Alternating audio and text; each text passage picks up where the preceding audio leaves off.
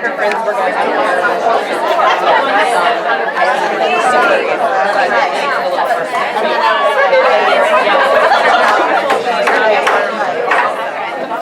Good evening and welcome to the regular meeting of the Sheboygan Area Schools Board of Education, July 27, 2026.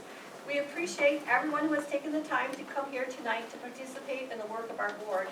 Your presence reflects the community's commitment to our students, our schools, and the decisions that guide our future. We ask that all of you who are joining us help maintain a respectful and orderly environment so that we can conduct the people's business effectively and in accordance with the Michigan Open Meetings Act. This meeting is a meeting of the Board of Education in public for the purpose of conducting the school district's business and is not to be considered a public community meeting. There is a time for public participation during the meeting as indicated on the agenda. The meeting is called to order at 6:31. Julie Lohila, Yes. Tim Tarja, Here. Deborah Buhner, Here. Wes Becker, Here. Luke Kukuski, Here. Travis Neville, Richard Pilon, Here. and Heather Lake. Here. Okay, the first thing on the agenda is I need to make an amendment to add electing a new treasurer since our treasurer has resigned. So I need a motion to do that. I'll make that motion. Motion made by Tim, Second. support by Luke. Chris? Tim Tarja, Yes. Deborah Buhner, Yes. Wes Becker, Yes. Luke Kukuski, Yep. Richard Pilon, Yes. and Julie Lohila. And I forgot to say that will be placed right after the minutes for A. Okay, we stand for the Pledge of Allegiance.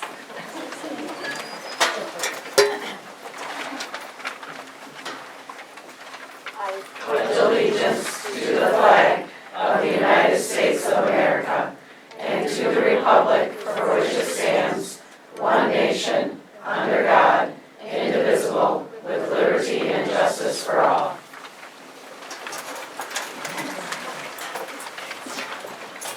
First thing on the agenda is the approval of minutes. I need a motion to approve the minutes of June 22nd, regular board meeting, and June 22nd, budget meeting. I'll make that motion. Motion made by Rich, support by Deb. Any discussion? Chris? Luke Kukuski, Yep. Richard Pilon, Yes. Tim Tarja, Yes. Deborah Buhner, Yes. Wes Becker, Yes. Julie Lohila. Yes. The next thing on the agenda is the board president's report. And the first thing I'd like to do is welcome our new board member, Wes Becker. This is his first meeting that he's been to, and we're very happy to have him. However, he's been very active already. He knows a lot about what's going on over with our psychological project, and we are so lucky to have him. Welcome. Okay, now. Okay, also, I would like to let the board be aware that the MASB Fall Conference is coming. It's called The Art of Leadership and will be held on October 15th through the 18th at the Lansing Center. The reduced rate registration deadline is August 21st, which is prior to our next board meeting. And also a few of the nearby hotels are already completely booked up. Since that deadline falls before our next meeting, it would really help us to elect 2 delegates and 1 alternate tonight that may represent us. They can register on time and have the best chance of securing lodging. Is anyone interested in being our delegates? It is a really good conference. I'm surprised that's with that. Okay, so Deb is willing. We can send 2 and we can also have an alternate. What were the dates? It is October, I have to find it again there, 15th through the 18th. Thursday through Sunday. And Wes, the delegate portion is on Thursday night, and that's the only portion you are obligated to stay for. However, there's lots of really good stuff being presented there, and they do a really nice job. A lot of the classes are there, and then there's also a lot of good speakers that are there. And you don't have to stay the whole time. You don't have to stay the whole time. Yes, that's what I was getting at. Yeah, I would do it. And if you do go, you do have to pick your classes out ahead of time, because at the MASB, they charge you by class. And if you do it before August 21st, we get a discount. So if you know you're going to go and you know some classes you might want to take, it would be good if you did it then. We also can do one alternate, but having the 2 delegates is the big thing. The delegates can vote, the alternate can only vote if one of the delegates isn't there. So, in order to make that happen, I need a motion to elect Deb and Wes as our delegates for the MASB conference. I'll make that motion. Motion made by Rich, Support. support by Tim. Any discussion? If you go onto the MASB website, the conference is there, it has all the listings, it has everything that you might want to know about it, and then Chris will take care of everything for you. She's wonderful. Chris? Tim Tarjak, Yes. Deborah Buhner. Oh, you have to abstain, sorry. Oh, Luke Kuski. you know what, we might have to split this up, are we still gonna, we still have enough people? We don't. We do, we have 4. Okay, so Tim is a yes. yes. Luke is a yes. Richard Kiwan Yes. and Julie Lohila. Yes. So the next thing on the agenda is the superintendent report. Ben Schley, would you step up to the podium, please? Yeah. So, we don't, July has been, I'm gonna be more a facilitator during my report here. As you guys know, July is typically a slow month for us. But with a lot of stuff going on with the teacher's contract, we'll be talking about that today. It's great to see all the teachers out here showing their colors. But we've got a lot of business that we've done in July, and the first thing is we've hired some new teachers. So, Ben, you've hired a, what grade? 5th grade. You want to talk about who you've hired, and is she here tonight? Yep, Morgan Brando is in the front row right here. She's going to be our 5th grade teacher after board approval tonight. She comes to us, she's born and raised in Sheboygan. She's here actually with her parents tonight. We're excited to bring Morgan to be a part of our team. She actually did a long-term sub job at East last year. She's also our JV softball coach. And it's always nice to be able to bring people that are born and raised and love Sheboygan and come back and give back to our kids. So we're excited to have Morgan join our team. Morgan, did you have anything you wanted to share with us? I'm just thankful for this opportunity to be teaching in my hometown. Well, thank you. Welcome aboard. We appreciate it. And Deanna, you have 3 teachers you're recommending tonight. Is that correct? That is correct. It is my pleasure to introduce first Hope Sweeter.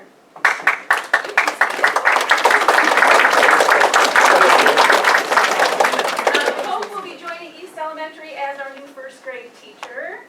Hope comes to us from Onaway Area Schools, where she served as a 5th grade teacher for 1 year.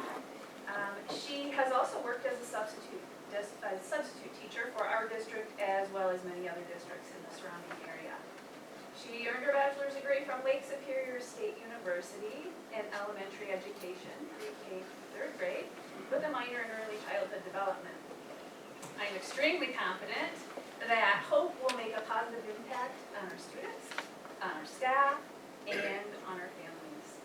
So, would you like to add anything? I am actually in the process of buying a house in Sheboygan too, so I will be closer to where I'm working, so I'm very blessed for this opportunity to get to know the rest of you, which most of you I do know already, so it's a blessing. Thank you, Hope, and welcome.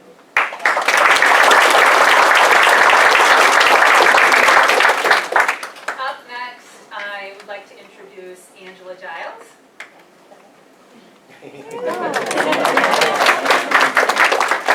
Angela will be rejoining East Elementary Angel is returning to Sheboygan Area Schools. She has served as an elementary music teacher and a first grade teacher for a combined total of 5 years. She earned her bachelor's degree from Spring Arbor University in early childhood education with the CAS endorsement. And I'm super excited to have Angel back at East Elementary. Her kindness, her patience, and her dedication to students makes her perfect for this resource room position also. So we're super excited. Angel, would you like to add anything to that? Oh, I am just actually very excited to return. It's nice to snuggle back in home and like walking the halls and seeing all the faces, even just coming back into the building. So many smiles, so much warmth. I really am looking forward to just sharing that with the kiddos.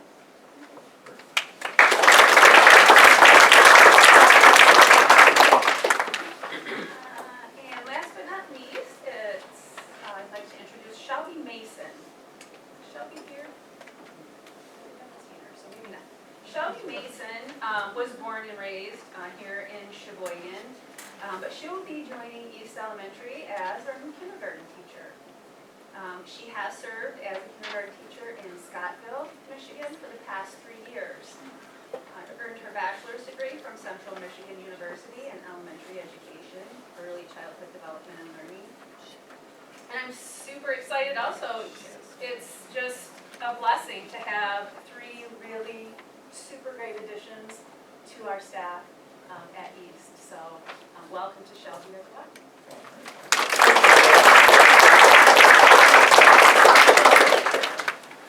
All right, so hopefully later this evening, those motions will be presented in front of the board. We got some good, strong recommendations from both Ben and Deanna. Also appreciate you guys putting together the committee to interview these folks in the summer. I know sometimes it's hard to wrangle people up in July to do that type of work, but you guys did a great job. So right now, I believe we've hired 7 teachers this summer, 1 administrator. We do just recently posted. We still have 2 teaching positions that are open. One just most recently, the elementary PE teacher, will be accepting his retirement tonight. And I do believe we have a couple leads for that teaching position as well. And then also 7th grade science position. Science is one of those difficult department areas to fill sometimes. But talking with Marty and Ben Wilson this afternoon at our cabinet meeting, they have a couple of, I think they have 3 candidates. And they'll be doing interviews next week or the week after, I believe. So, but we also have some support. This is up on our website. We have a lot of support positions as well that are vitally important to our school district's success, and some coaching positions at the bottom. If you know anybody who's interested, please visit our website. You can scan to apply, and we'd love to add some more folks to our team here. So, the agenda. Again, I mentioned we don't have any committee reports tonight. So I wanted to start off with introducing our new teachers, and thank you new teachers for taking time tonight to come here. It's great so that the board can put names and faces together and get an opportunity to hopefully recommend you into the school district this evening. But one of the things I wanted to talk about real quick, in July, usually we do this, and I know this looks like chicken scratch, but I just wanted to show you real quick, and I'll hand these out to the board. I think you guys have probably seen this about 100 times. But the reason I bring this up in July is that this is kind of the end of the year for me, for us, as a school district. And that is our strategic plan in a lot of different areas. And I kind of carry that around in my briefcase with me as I go from committee to committee to committee. And we kind of keep track of, I call it our North Star, right? Back when some of you were involved with the strategic planning process, back 3 years ago when we had community focus groups and all kinds of different groups, you recall we set that strategic plan, which is on the bulletin board right here behind me. But then also it has a trickle-down effect, and we create a little bit more specific, almost like SMART goals, so that we can kind of narrow in on our focus a little bit as the school year progresses. One of the things I do want, we don't have a communication committee, but I do want to thank the building principals and Chris. And I am a part of the district communication, along with building principals being a part of the building communication. And these were our goals at the beginning of last year, and you can see that we accomplished all of them, but the one I think is most important is Apogee. We left our old website 3 years ago, and for those of you that were a part of that, you were a part of that transition to Apogee, but it really allows us to post things rather quickly. Building principals can take a picture with their phone, throw it up and post it. And if you don't have our app, Sheboygan Area Schools, please go to your phone and look up Sheboygan Area Schools and add it. You'll get those notifications when the building principals and Chris and I send out information. Also, one of the other reasons I wanted to bring this up is last year at this time we did radio interviews, and talking with Julie this afternoon, we did a commercial as well, trying to entice people to enroll in our school. As you guys know, a lot of our revenue is based on enrollment, so the more students we have, the more revenue we have. So those are two things that, talking with Julie, sounds like we want to talk about doing again here real quickly in August. So hopefully you'll hear some radio interviews. Last year I believe they interviewed all the building principals, right? All of you got interviewed, right, Ben? Yeah. That worked out pretty well. And we also did a commercial with Mike, right? You ran a commercial last fall. So we're going to do those things again. We'll add them to next year's goals. Here's a summary of the goals, those SMART goals. We didn't accomplish all of them. Some of them we tabled for whatever the reason. Some of them maybe we didn't have the finance for or something, but it's kind of nice to see the numbers. 41 out of 46 goals achieved. We're pretty happy about that. I want to thank everybody that was involved in that. Obviously the board, administrators, teachers, you were all part of achieving these goals. But now it's time to leave these goals behind, and what we're going to start doing in August is working on next year's goals. So we're going to start calling some focus groups together and start creating a new set of goals. Some of those goals that we didn't accomplish will roll over to next year, but I think we have a lot of good new ideas. We have some new personnel that has some good ideas as well. So we're going to have a whole new set of goals here, hopefully by the August board meeting, and we'll present the first draft to the board at the August board meeting. You can review that, and then hopefully again that'll be our North Star for the next school year. Also, another thing that I want to congratulate the building principals in particular and the teachers that were involved in student growth goals. But 52 of 55 teachers that were evaluated this last school met their growth goals. Student growth goals, if you're a teacher, you know this, that's part of your evaluation. It's a smaller portion than it typically has been in the past due to some legislative changes. But the way that we've kind of, working with the union, we've kind of changed the way in which we do student growth goals. It used to be, for those of you who've been here a long time, it used to be based on MAP testing scores. Now we're individualizing it a little bit more. It's between the building principal and the teacher.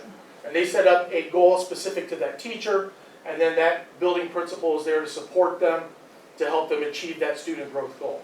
And it could vary, depends on what the teacher wants to do. But really excited about the fact that we're using that. And the best thing about student growth goals is the conversation between the building principal and the teacher, talking about how can we get our students to grow. So that was the information that was submitted at the end of last school year to Marlene. Marlene turned it over to me. So again, want to congratulate everybody, but we're getting ready to start anew, and hopefully we can do as well next year as we did this year. Now, I'd like to call Jamie up. If you want to step up to the podium, Jamie, while she's getting ready. I want to talk, there's been a lot of conversation that if any of you have driven by East Elementary School recently, a lot of stuff going on there, right? And Jamie, guess what, is in charge of most of it. But one of the things, I meet with Jamie and I meet with, where's Brett at? Brett and Nate is here somewhere. Nate, there he is. So these three here are really our go-to group in regards to making sure that the progress on all of our bond projects are moving in the right direction. But our big project right now, as most of you know, as you drive past East Elementary, is East Elementary. That's a big consumption of our time, our focus, and our energy right now. Right. And also, it's getting we're getting close to August. Teachers and students and parents are starting to think about, well, as you drive past East Elementary, how the heck are we going to have kids in that school come September 8th? So I've been working with these guys. We want to make sure we hit these benchmarks so that those elementary kiddos start on September 8th. Right. And right now, it looks like, talking with you guys, we're on pace to do that. Yep. So can you give us a brief overview of what's been going on and how can we ensure the start of September 8th school year? So Nate and I and Brett have been, Nate and I are boots on the ground. We work hand in hand. I'm the project manager for general trades, but that includes concrete, masonry, steel. Nate does all the MEPs, the roofing, and the civil work. So, but we work hand in hand across all things, so it's really nice to kind of have the two of us working together on this. We started in April. At the board meeting, we had talked about getting into the schools early because the amount of mechanical work that we have to get done in that school it's a big amount of work. And our mechanical contractor was a little nervous, so the school generously let us start in April. And we're gonna get there. We've got our steel installed, the mechanical platform, there was a little bit of a hiccup on that, we had to change it around a little bit. It's been installed. I will tell you that steel contractor's on 4 jobs, and he gave us a little email that said, whoever gets there first gets the steel. Well, we got the steel, so that's a little bit of a feather in our cap that we got the first steel of that work. We gutted all the classrooms. All of the VUVs, which are the units that go in the classrooms, are set as of today. So we are starting to button the classrooms up. We've got flooring contractors coming. I have the painter starting on Wednesday. The tile guys are actually working right now to finish up the tile in the bathrooms. We've got epoxy down on the floor for half of the bathrooms, and they'll be finished by the end of the week. So we're pushing on finishes right now, which is a really good place to be. We've met with our inspectors, and everything on the interior is going really well. We've had to switch around some stuff because anytime you get into a school and you start taking down ceilings and start doing stuff like that, you find unforeseen conditions that you have to deal with. And we've dealt with them all pretty good. Our mason is really lucky that everybody on the interior is a really good contractor and have done a really good job. So we're anticipating substantial completion by August 14th, which will give us a little bit, like we got our marker boards in today, or yesterday, right, Friday. Yep. We had talked about changing out all of the marker boards, because some of them are in disrepair, and they needed to be upgraded. So I talked to my supplier, and she put a rush on them, so we should have all new marker boards and tack boards for the entire south wing. And we'll have all new ones for the north wing as well. But we're not gonna start messing with the north wing, because we don't want to put any more. We want to get what's done. I gotta get the kids back in school, and that's been my primary focus this whole time. So then we have the addition, which is a little delayed, but we will finally be pouring concrete tomorrow, weather permitting. All of the inspections have passed, everything that didn't got fixed, and we've got all kinds of eyes and supervision and helpers making sure that gets moved on, and then we can start framing. We can start putting up steel and start completing that. Our completion on that is still December. We're going to push like heck to get it there, to get caught up from these other weeks. There's quite a bit of work to keep going. So, but we're really happy with everything that's been going on, and I don't see any problem with us getting the kids back to school. And you guys were gonna pour the concrete today, but due to the weather, it's been pushed off to Wednesday, is that correct? Yeah, right, exactly. And just, can you tell everybody, I think most of the folks know that are really tuned into East Elementary, but we still got a lot of work to do. Right now, you're focused on the south wing. Right. The winter, it's gonna be the addition. Well, we're not just focused on the south wing. We have put in a whole new mechanical room. So again, the biggest portion, the most labor-intensive portion of this job was redoing all of the mechanical in that building, which is a lot of electrical, they had to get in the tunnel in April, pull all the piping, and then we added 6 bathrooms. So we had to run all the piping for that, all the plumbing for that, build all the walls. And there was a tremendous amount of masonry work too, and putting in holes, and new lintels and new venting, and there's a tremendous amount of work. But the masonry is almost 100% complete on the interiors portion of the work. So we feel like we've gotten past some major hurdles. Right. And they should be putting that boiler in. When is that going in? Next week. Yeah. So we had to leave a hole open in the side of the building, and as soon as that gets put in, we'll be able to button that up and keep moving forward. And then Nate, you've been supplying these pictures and stuff, and from your perspective, everything, you're the boots on the ground there every day. You're the site superintendent. Anything you want to share? No, Jamie kind of hit the nail on the head. we've got a lot, majority of these classrooms are gonna look brand new when they all come in. A lot of bathrooms are coming in, which is great for the kids, so, the inside is coming along really nice. The boiler room, that's something a lot of people don't see, but that is completely redone, along with that mechanical room in that picture there. So those are two big upgrades the school definitely needed. They're very old and outdated, so, the whole inside has gone very well. Very nicely. Yeah, we're gonna start redoing the other thing is I moved the painter up. Initially, they were supposed to do the painting in the 4th phase, but we're gonna get the gym painted because we had a lot of water issues in there, and I'd like to get that scraped and painted this year. So I'm gonna have them start on that, and then once we start clearing out classrooms, so that I can start pulling things out of the cafeteria and putting them into the classrooms, just so, we're not like, I've been in a lot of situations where things are delayed. I've done K through 12 construction for the last 10 years. This is one of the cleanest sites I've ever been on, to be honest, to Nate's credit.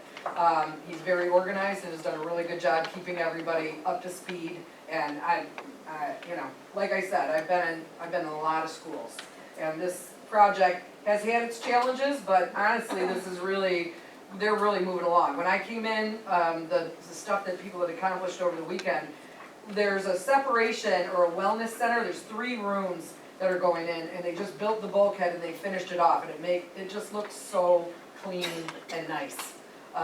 The rooms, all of that vinyl drywall that was up against the walls, all of that's coming out for you teachers. I'm sure you're gonna appreciate that. We re-drywalled, it's all gonna be fresh paint. The cabinets should be here, I've gotta check on them. The cabinet companies are all delayed right now, but we're pushing on them so that the cabinets that were part of the alternate are gonna be here and ready to be installed. And we, like I said, your new marker boards are going fantastic. I'm really happy for that. And the bathrooms are great. They did a wonderful job on the tile and the epoxy. And another thing is the roof right now, everything is on the roof for us to strip it and get it done.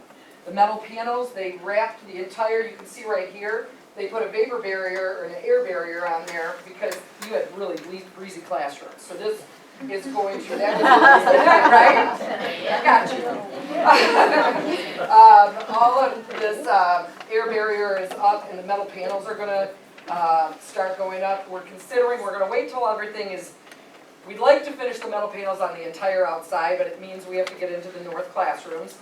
Just a little bit, not to mess them up too much. Just pull a little bit of that vinyl drywall out, make a little opening so that we can finish the panels on the entire exterior, because we want to get that done by the end of the year. So we may be doing some of that work in the fall, but we're trying to pull ahead as much as possible. So, yeah. Board members, do you have any questions for Nate? Brett is also here in the back. Brett, is there anything you want to share from your perspective? Covered it pretty good. We're making sure that changes are being taken care of and progress is being made. I had one question. I know this came up, Julie, you and I were talking about it. The new, the heating, cooling, what is it, UAVs? VUV systems. Yeah. They're a little bit bigger Yeah. than, because right here's our current systems right here, right? Yeah. Well, it depends on how you feel about that. Like, this takes up a lot of real estate in your whole class, right? Yeah. So the new VUVs come out, was it? About 24 inches. They came out because they had that other foot in the back of the plenum. So they come out about, they're like 36 by 36. And they're tucked into the corners, kind of like out of everyone's way. So, and I think there are some fin tubes that are going through, right? And they're about 6 inches off the wall and about 24 inches high. So it shouldn't impede the classroom too much. And The one hard thing is you do miss, we had to take out one tack board in each of the rooms. And these units are the most efficient and effective. I think when we were looking for units, we went to Harbor Springs, and it's the units that Harbor Springs had in their new elementary edition. We did those units in I did all of Swartz Creek schools. Those are the units we used in all of, and then they're quiet, they're good, they're efficient, they're top notch. Great. Anybody else have any questions? Does this eliminate the need to snow blow along the wall? Yes, because the air tables have a mic. I just want to make sure. That is weird, I saw that. So we don't have to worry about the intake errors anymore. Any other questions, Julie? I just want to mention that Nate, on what day is it, Thursday, goes on the website with an update That's on, it's Thursday? He usually, you're talking about the pictures and the weekly roundup thing? Yes, yes. He sends me the pictures and the statement, and then I throw it up on the website, yes. So if anyone has any questions about that or wants to know what's going on with that, that's there every Thursday, so the community and teachers will like to look there and look on our website. And the communication's been great with SiteLogic. We've been having a weekly tour on Tuesdays at 1 o'clock where the three of these folks here take whoever wants to come. We've had a couple board members come. I go, Steve attends those, and we do a walkabout. It's amazing to see the progress from week to week. You guys are really doing a great job. And then weekly with Brett, we have a weekly Zoom meeting every Wednesday at 11 a.m. Board members have access to that Zoom link and often join in Zooming on that link too. So you guys are doing a really good job in getting that information out and to the right people too. So thank you for doing that. Any other questions? And I really appreciate the opportunity to work here. I graduated in '88 from Sheboygan School, so it's cool Go that I get Chiefs. to, I know. It's pretty fun that I get to come in here and help with this project. Awesome. Steve, you're up. Now, besides East Elementary, Steve, being the Building and Grounds Director, essentially, he's been doing a lot of stuff this summer. I don't want to go, glance over that. But can you give everybody a little up-to-date on all the summer stuff you've been doing? Well, the pickleball, we'll start with your top one, the pickleball courts are complete. We did find a bench that we're gonna assemble, because there's people were complaining that there's no place to sit. So we will put a bench up. Landscaping will come in the near future, also to make it look a lot more presentable around there. The track, so they're supposed to start the track, run the surfacing today, but it's supposed to rain all day. Done this job, so they postponed it until Wednesday. So they're going to start the track Wednesday, and by August 10th, it should be ready to go. So that's going to be surfaced and striped, and so ready to go. The surface you're talking about, that's the rubber surface that goes on the top of the new asphalt? Yes. And how long does that take to lay, and then it's got to cure before anybody steps on it, Yes, correct? it needs at least 3 days to cure. Okay. So you think, what is the estimation? August 10th, it should be ready to go. Okay. So if we got community walkers out there, they need to wait till August 10th before they start Yes. walking on the new rubber surface? Absolutely. Okay. Okay, so we installed the security film throughout the district. We are going to wait until the renovations are complete to do east side. There's a little holdup at the front entrance of the board office here because there was a window that was replaced years ago that's plexiglass, and can't put the window film over plexiglass, so straight area glass will be installing a new piece of glass. Once that's in, I'll call them up and they'll do that. So we completed our security goals with that. We had tonight, hopefully the board will approve the fencing for around the security fencing around the CTE metal shop and auto shop. We did receive 2 bids on that. We didn't receive any bids for the drift-in security door, but I did receive an estimate that was below the threshold, so we can go with that. So we don't have to go out for bid for the door? We do not, no, the contractor is so busy this time of year, it's kind of a small project, they just didn't have time to submit all the paperwork, but they did give me an estimate, and it was below our threshold, so we can go ahead and. That's even better. Yeah, so we don't have to go through all the bonding and all that. Also, the band room is getting new carpet, that's due to, after band camp, they'll put that in. There is a room on room 501 in the high school is getting new tile. They're actually started that today. She's done in a few days. The drift-in, I know some of the drift-in teachers and aides have been painting in there. There's a room where the laundry machine was in that needed new tile. Johnson's going to go ahead and do that, so we'll have new tile there too. Let's see what we have. Band room, safety film, and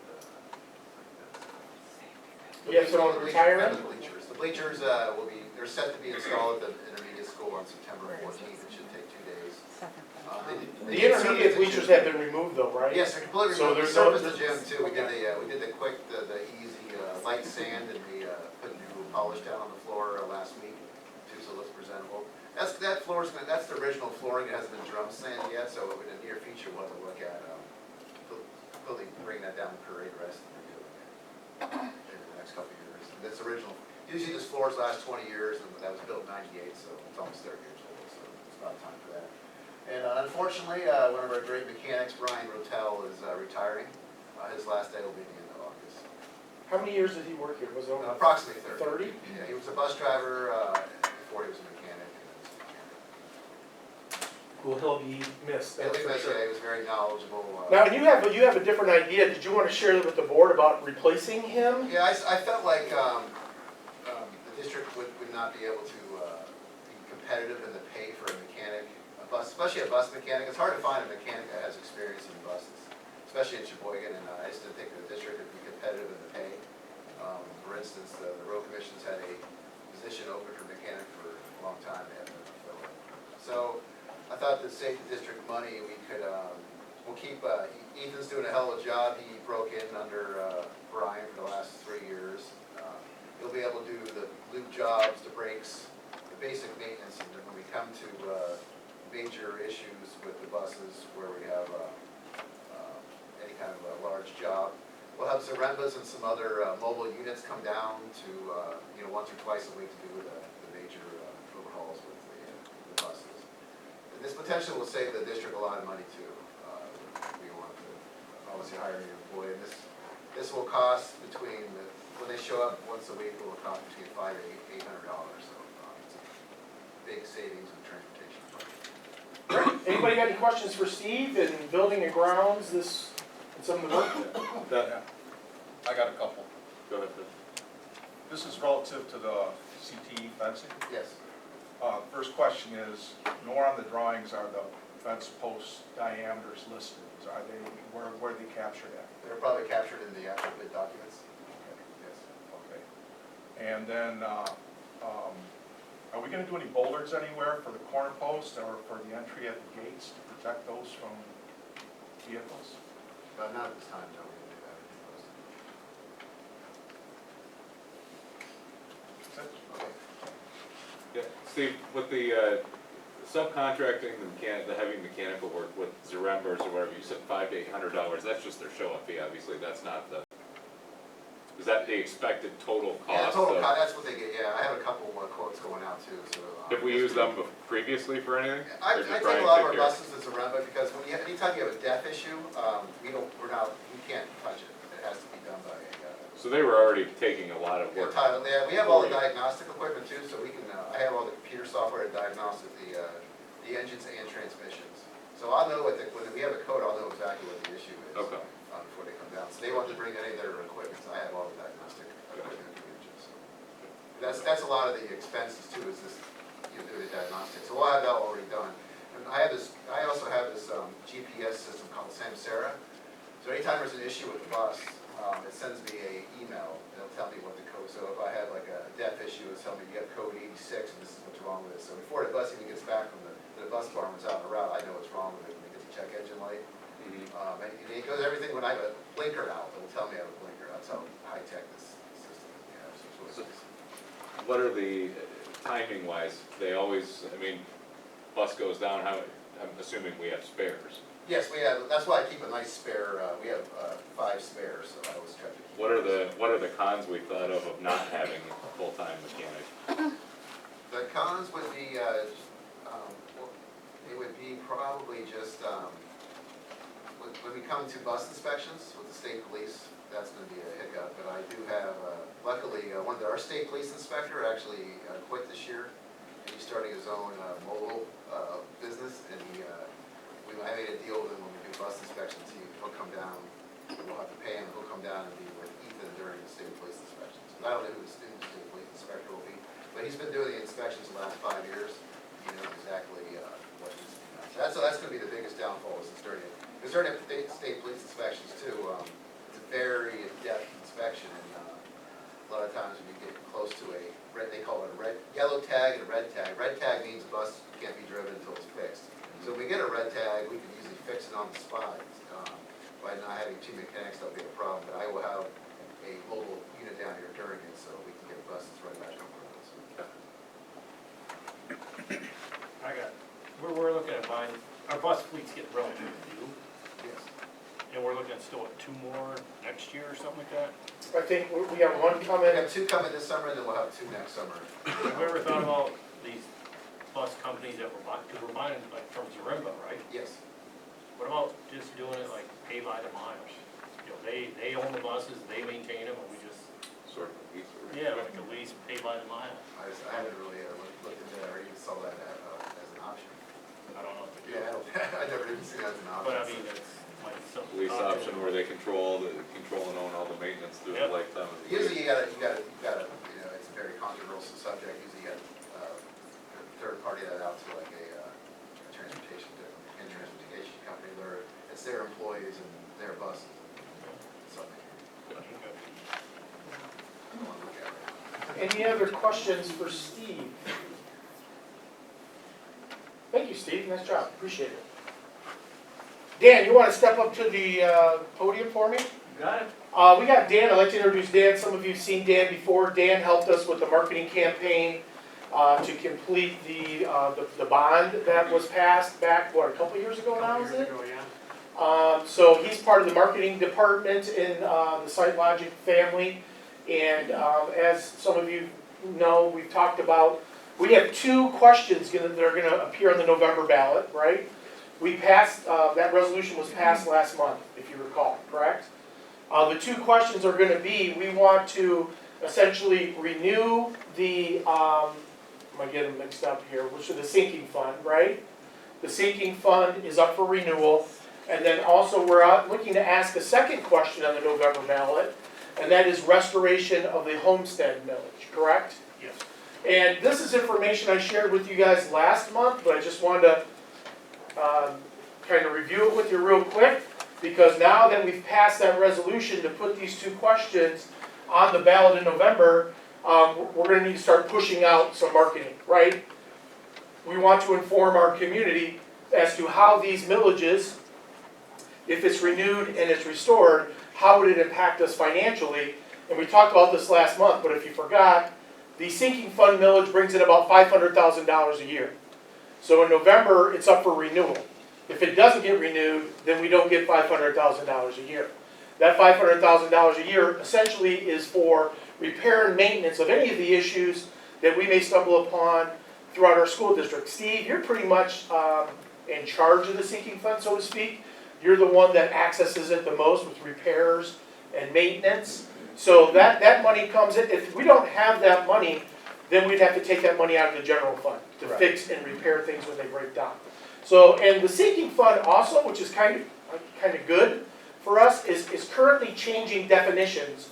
And they're allowing us to do more with the sinking fund than they ever had in the past. The 2 that I want to point out is now, if this is renewed in November, moving forward, correct me if I'm wrong, Dan, but we can also look at buying some more things other than maintenance and repair. We can look at security upgrades, which usually comes out of 31A money, and or technology purchases and upgrades. And we've been talking about replacing those Chromebooks that we got with ESSER funds 4 or 5 years ago that sorely need to be replaced. We could use sinking fund money instead of general fund money to do that. So we talked about this at the last meeting. You guys voted on it. I hope you remember. But now we're shifting gears from, we all agreed last month it's going to be on the ballot. But Dan is here to take us one step further, and that is marketing. Correct, Dan? That is correct. I'm going to turn it over to you. I'll stop talking now. Great to be back here in Sheboygan. I did not graduate from Sheboygan. A carpetbagger from out of town, but it's great to be back here and enjoyed having a chance to help you all pass your previous bond. So great to be back. Because we've done this with you before, you've got a pretty good idea of what we do, how we do it, what it looks like, all those kind of things. So not too much mystery on your end about what we do. We are set to make sure that you have a specific campaign logo, a dedicated website that is clear about the 2 separate questions that are going to be on the ballot. It always makes us a little nervous, 2 separate questions. If you don't really dig in, people don't know what they're voting on. So we want to make sure that everything is very, very clear about everything that Superintendent just said. We'll help with mass notification emails for district families. We'll have a fact sheet that would be placed anywhere around town, handed out. Complete a presentation for the open house and town halls that will likely be coming up. Put up boards in the school entryways for families as they come in and out, and also social media graphics and captions to make sure that the school community is aware of what's going on, what they're voting on, and when the vote is happening. And correct me if I'm wrong, Dan, the marketing campaign has to be 100% factual, right? The information that we share, we can't say things like we hope you vote for it or we hope you vote against it. What we do is just kind of provide the facts like you see here on the screen.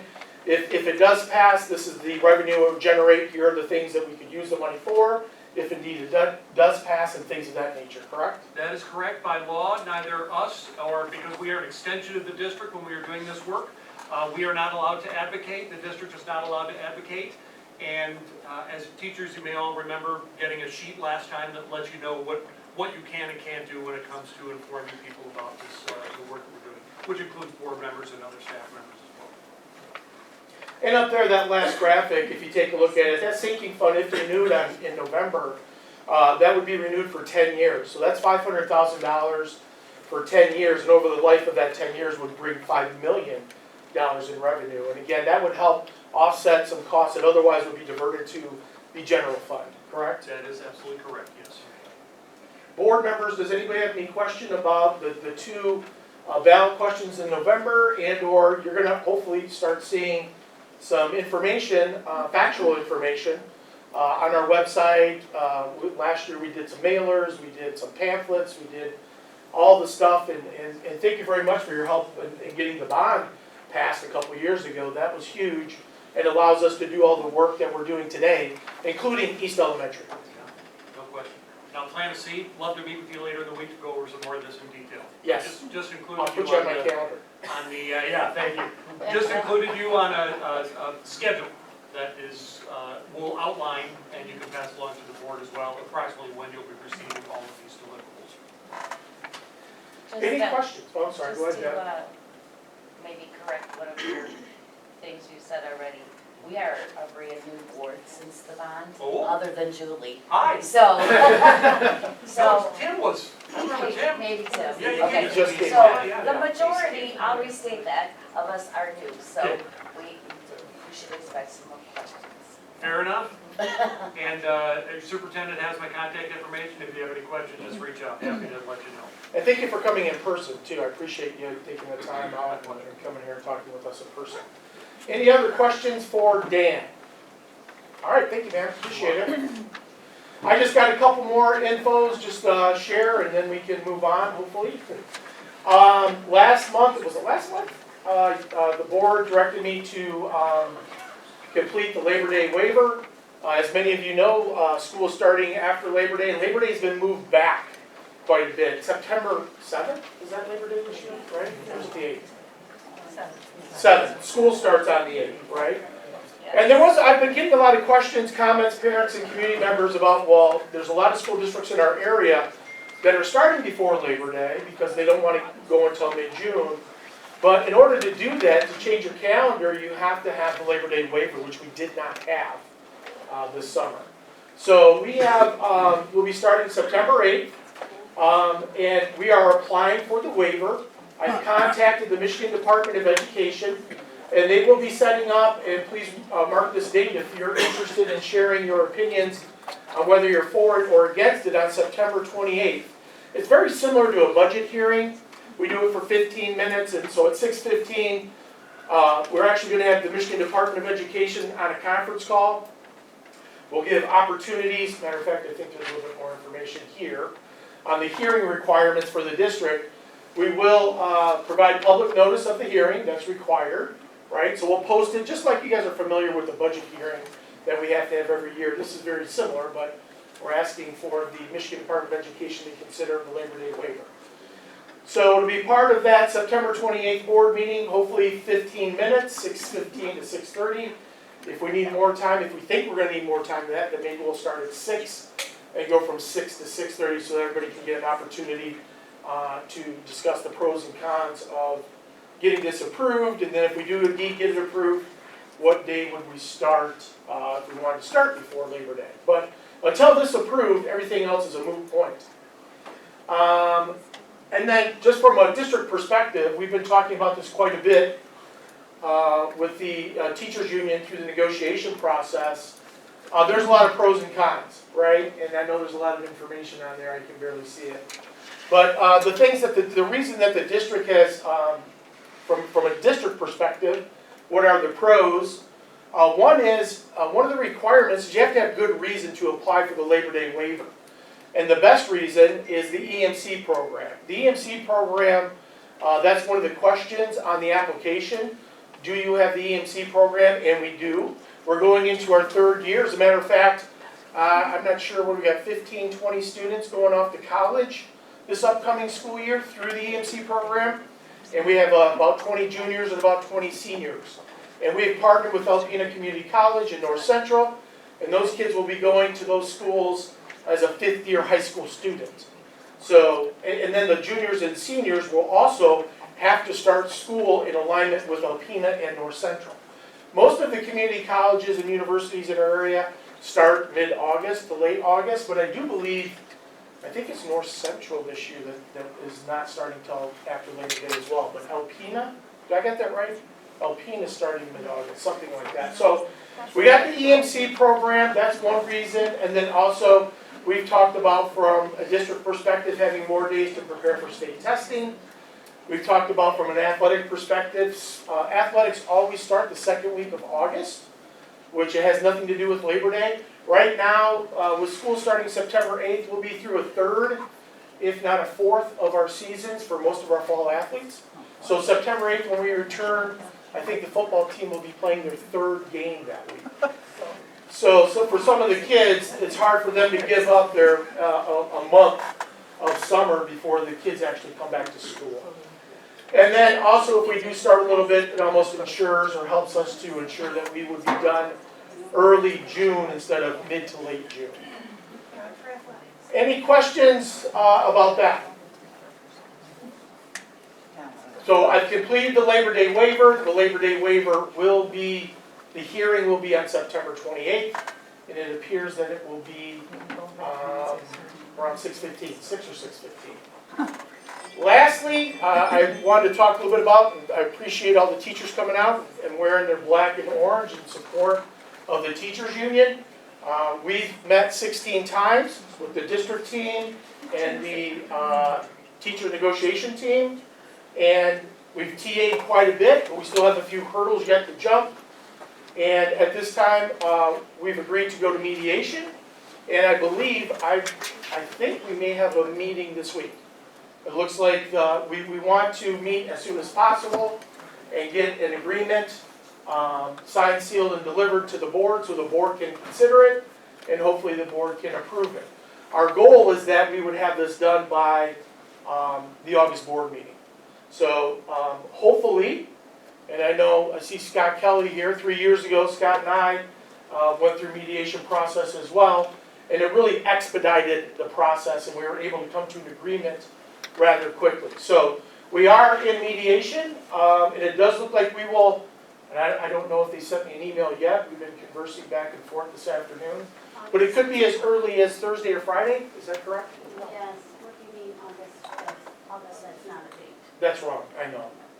They told me August 5th this morning, and now they've taken it off the table. Right now, I think they're looking for the 30th or the 31st, correct? Yeah. So as soon as we get our latest email from those folks, hopefully we can get scheduled something this week. Hopefully we can get an agreement signed, sealed, and delivered into the board, and we can move forward with the start of the school year. Questions? I'm sorry that was a long superintendent's report, but no committee report, so we can go right through the agenda, I hope, rather quickly, and take care of some of those action items and those motions. Is there any questions for me? All right, thank you. Okay, moving on with the agenda. Yeah, Jamie, you guys cite logic if you want to leave. All right, thanks, guys. Thanks, Dave. Site logic.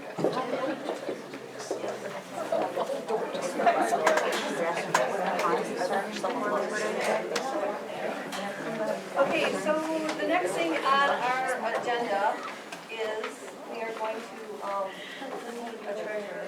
So we are going to have an election. So I need a nomination for a treasurer. Anybody going to nominate someone for treasurer? Nominate Rich.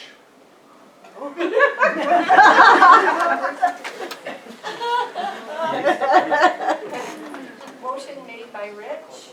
Any support? No. Tim. No, No. I can't make my own motion. Support.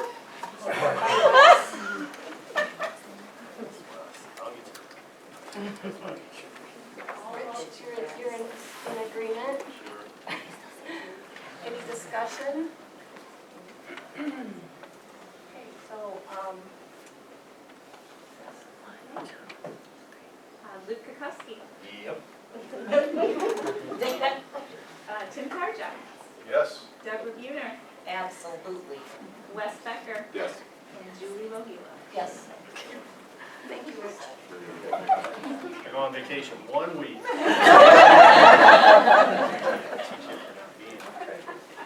All right, so the next thing on the agenda is the acceptance of the resignation. It's a big loss by losing Brian Rittel, but retiring, yes. Well, I guess we're not losing him, he's going on to a better life in retirement. So that's a good thing for him, bad thing for us. So I need a motion to accept with regrets the notice of retirement for Brian Rittel, mechanic, Sheboygan Area Schools, effective August. He's been there for 30 years, about. I'll make that a motion. Motion made by Luke. Support by Rich. Discussion? Chris? Luke Kukuski. Yep. Richard Pilon. Yes. Tim Tarja. Yes. Deborah Buhner. Yes. Wes Becker. Yes. And Julie Lohila. Yes. Okay. Next thing is an acceptance of a resignation. We have Joel Moore, teacher at East Elementary, who has resigned. We need a motion to accept with regrets the resignation of Joel Moore, teacher at Sheboygan Schools. I'll make that motion. Motion made by Deb, Support. support by Ty. Tim?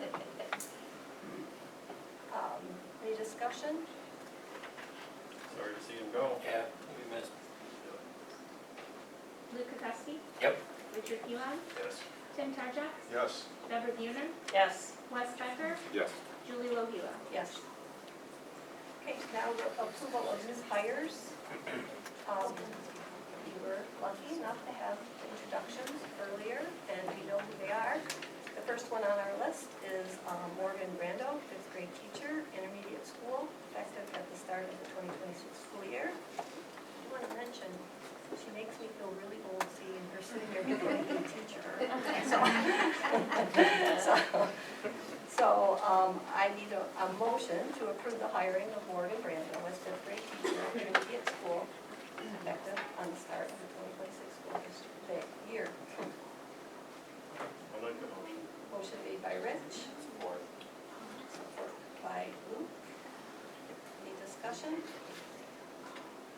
Chris? Luke Kukuski. Yep. Richard Pilon. Yes. Tim Tarja. Yes. Deborah Buhner.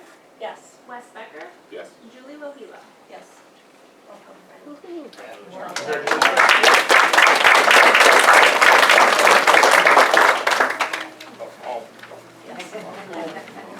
Okay, the next person is Hope Sweener. Did I say that right? Sweenor, yeah. Sweenor, okay. To approve the hiring of Hope Sweener, 1st grade teacher, East Elementary, effective the start of 2026 school year. I'll make that motion. Motion made by Deb, Support. support by Wes. Any discussion? Any relation to Peggy Sweener? Every single one of the Sweenors. One out in Lebanon? Probably. Just one. Luke Kukuski. Yep. Richard Pilon. Yes. Tim Tarja. Yes. Deborah Buhner. Yes. Wes Becker. Yes. Julie Lohila. Yes. Welcome.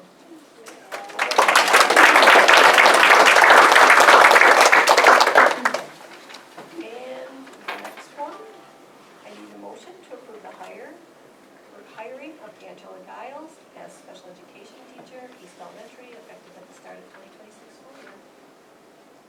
I'll make that motion. Motion made by Luke. Support by Rich.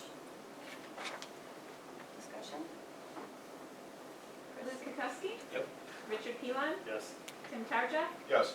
Deborah Buhner? Yes. Wes Becker? Yes. Julie Lohila? Welcome back. Thank you.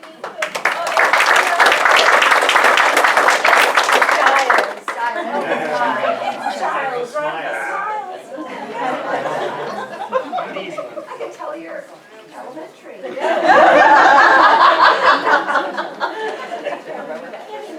Okay, the next one is to approve the hiring of Shelby Mason as teacher, East Elementary, effective at the start of the 2026 school year. And Hannah? Kindergarten, thank you. Make that motion. Motion made by Rich, Support? support by Wes, right? Discussion? Chris? Luke Kukoski? Yep. Richard Pilon? Yes. Tim Tarja? Yes. Deborah Buhner? Yes. Wes Becker? Yes. Julie Lohila? Yes. Okay, that brings us to stable finances. We need to acknowledge the payment of the regular and bond invoices in the amount of $2,076,791.25. So I need a motion. I'll make a motion. Motion made by Wes, Support. support by Tim. Discussion? Chris? Luke Kukoski? Yep. Richard Pilon? Yes. Tim Tarja? Yes. Deborah Buhner? Yes. Wes Becker? Yes. Julie Lohila? Yes. Okay, now we move on to the approval of the CTE fencing bid. I need a vote that we, talked about that, and Steve talked about that. We need a motion to approve the bid for the CTE fencing submitted by JHL Fencing in the amount of $50,083. JL, swing grad. I believe they're out of Vanderbilt. Okay. Yeah, they've done all our fencing for the district. Yeah. Sounds better. I'll make that motion. Motion made by Deb, Support? support by Luke. Any questions, discussion? Chris? Do you have concerns? The only concern was with what appeared on the drawing. We paid an architect to spec it out on the drawing, and the pipe sizes don't appear anywhere. Well, it's all in the bid document. That's fine, but the drawing was used to generate those bid documents, right? They all had the drawing to look at. They had the drawing look at. And the other question was on bollards to protect the pipes. Let me look at that later. That's what will happen. Yeah, we'll have to do that later. Okay. So those are my only two concerns. What inspections are needed? Second? When the fencing is put up from a safety standpoint, what inspections are needed to be passed? I know we had something to do with fire. Yeah, it had to be approved. The reason we hired our architect, because it impeded so if there was a fire and they needed to evacuate, they had to be, the fencing had to be, certain gates had to have the, meet the code, so that's why the state fire marshal had to get involved. The state fire marshal gets involved, they have to hire an engineer, architect to design. So this will meet all the requirements. Yeah, so once it's, complete, the architect will send you photos, and then we'll get the state fire marshal to close out the job. Yeah, Steve, did they have a time, is there a time frame set for installation? When we spoke to them, they said they're 8 weeks out. Okay, so this will be post-school. Yeah, we close to the start of school. They're taking care of the electrical as well? Yes, yeah, that's Through what a- they're, through a that's what the sub? option two is, for the gate electrical. Yeah. too, so. Okay.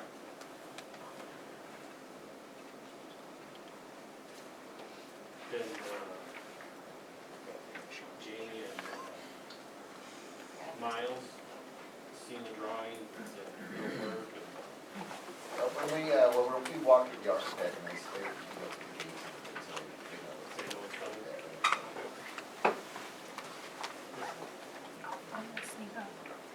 Any more questions? Luke Kukowski? Yep. Richard Pilon? Yes. Tim Tarja? Yes. Deborah Buhner? Yes. Wes Becker? Yes. Julie Lohiwa? Yes.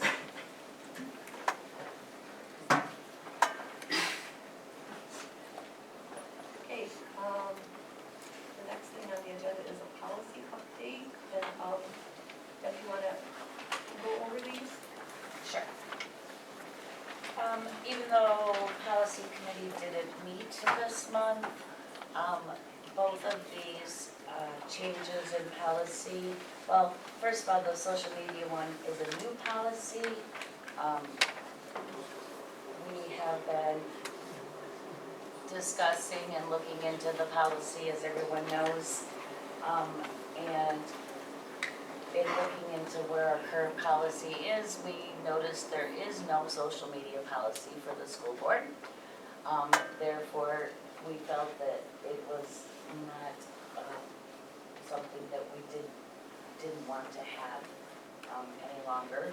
And of course, that comes from some issues previously this year.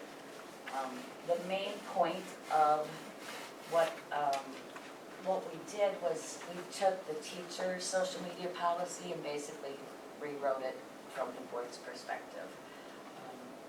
The main point being that board members' use of social media related to school and district affairs must not interfere with district educational purposes.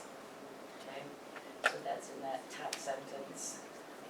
As well as point G, that we would, school board members need to refrain from engaging in behavior that disrupts or adversely impacts the,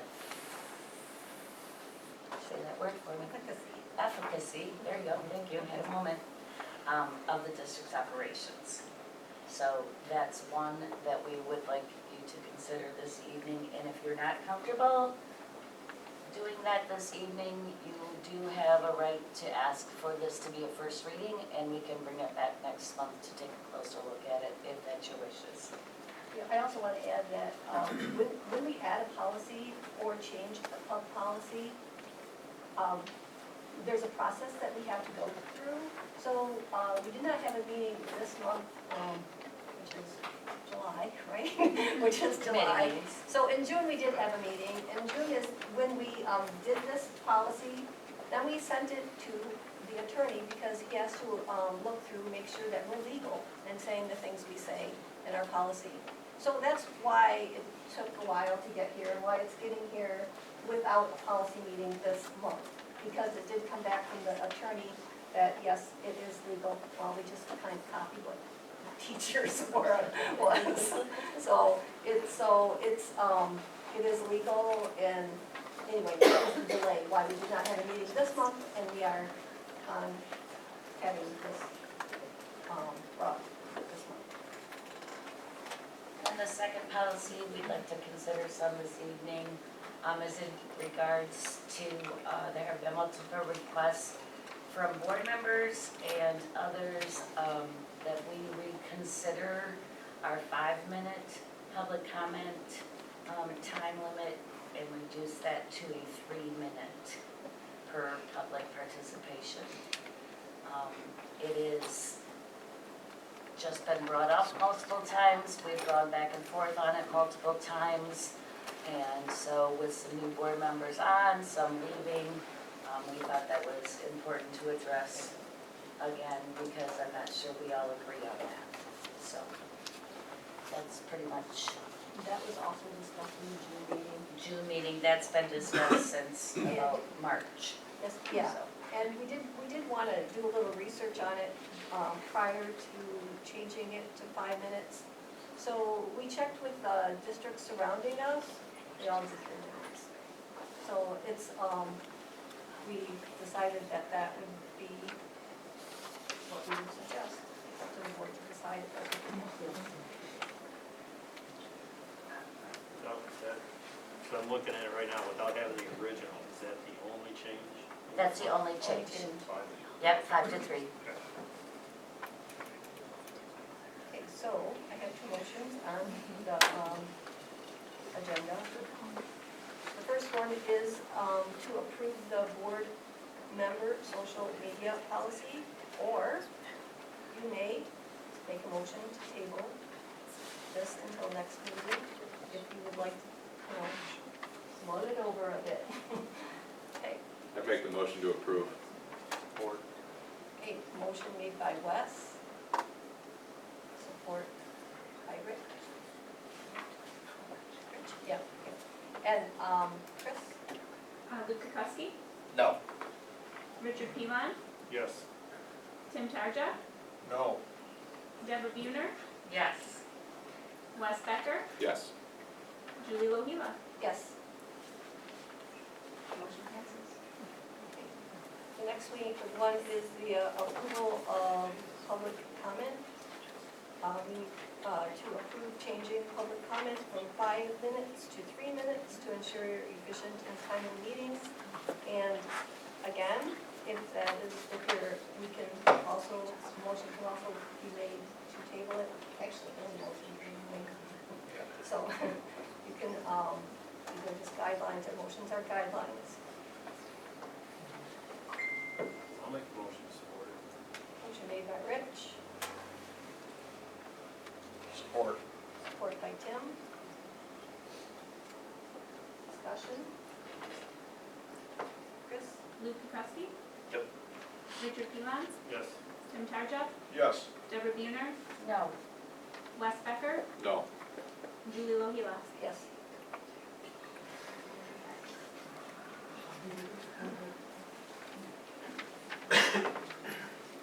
Okay, moving on. Okay, we have an approval of an overnight,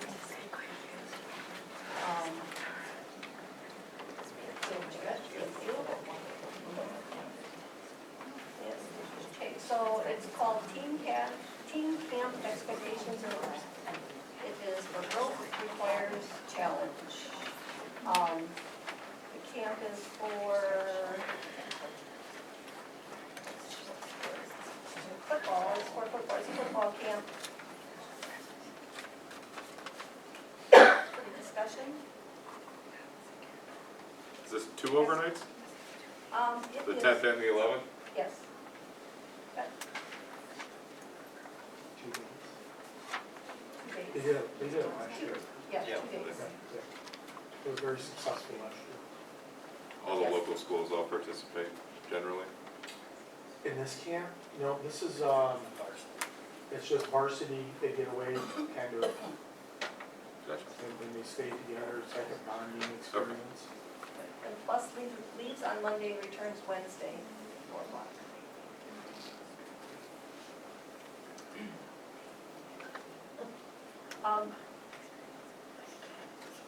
Due to fundraising efforts, the cost of the camp is free.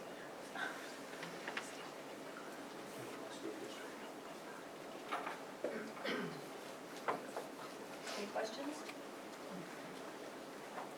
Okay, so I need a motion to approve the varsity football camp overnight trip, August 10th through 12th at Camp Lake Louise in Boyne Falls. I'll make that motion. Motion made by Luke, Support. supported by Rich. Any further discussion? Chris? Luke Kukowski, Yep. Richard Pilon, Yes. Tim Tarja, Yes. Deborah Buhner, Yes. Wes Becker, Yes. Julie Lohila. Yes. Okay, the next thing on our agenda is a grievance. So, let's start the grievance by Chris. And, Donna. Donna, come on up and explain the grievance.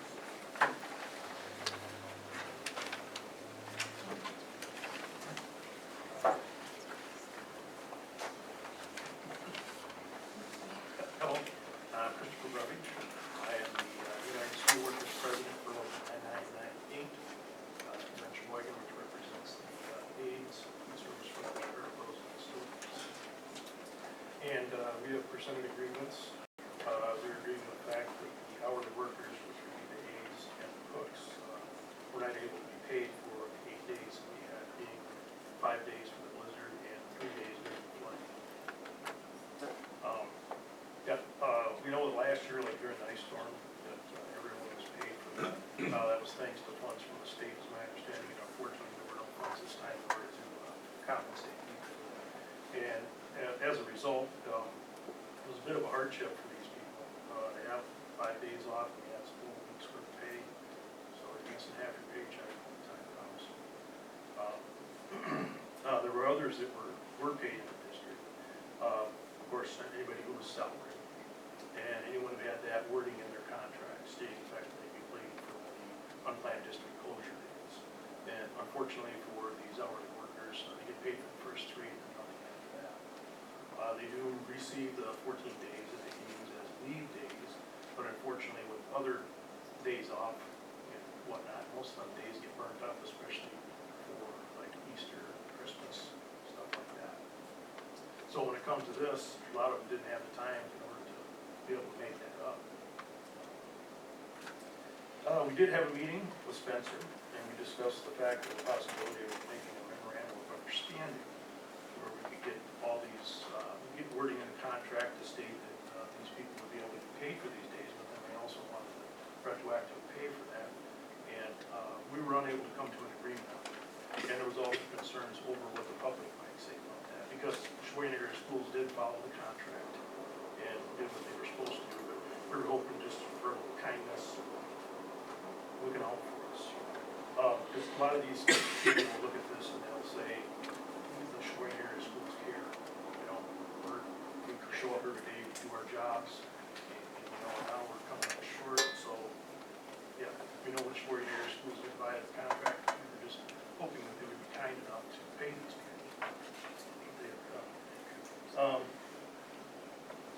And so, yeah, in closing here, we hope that you guys will, as a board, will review this and look at it, and, you know, do the decent and nice thing and compensate these people for what they've done.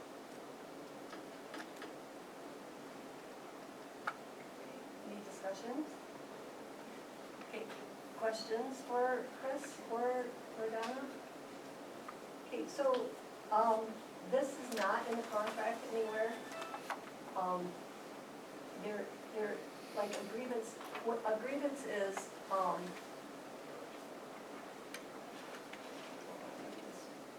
read my definition of agreements.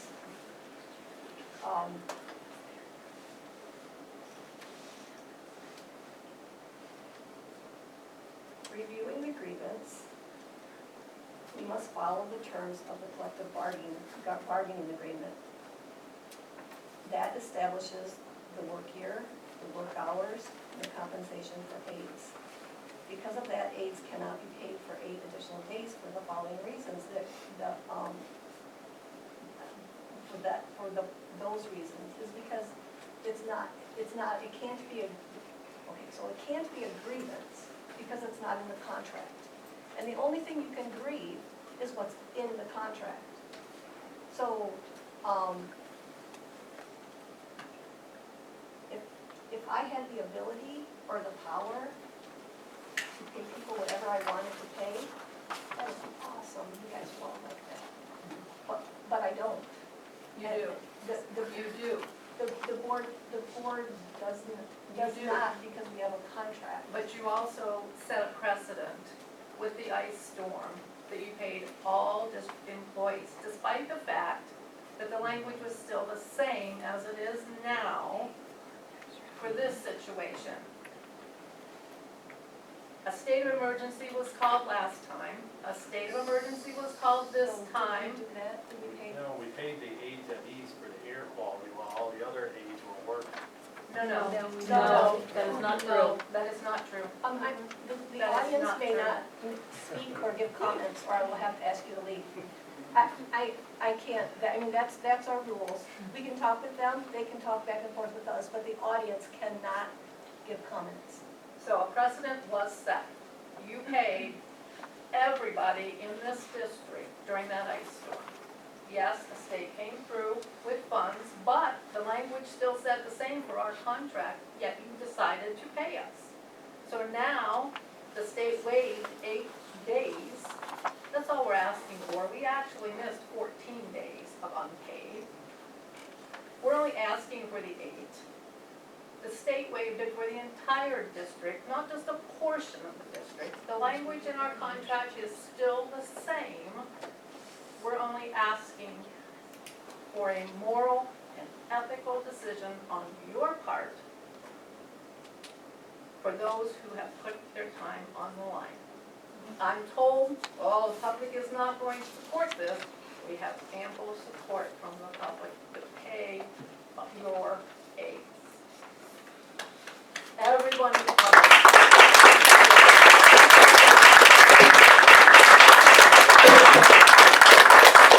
I'm refusing to pay the aides.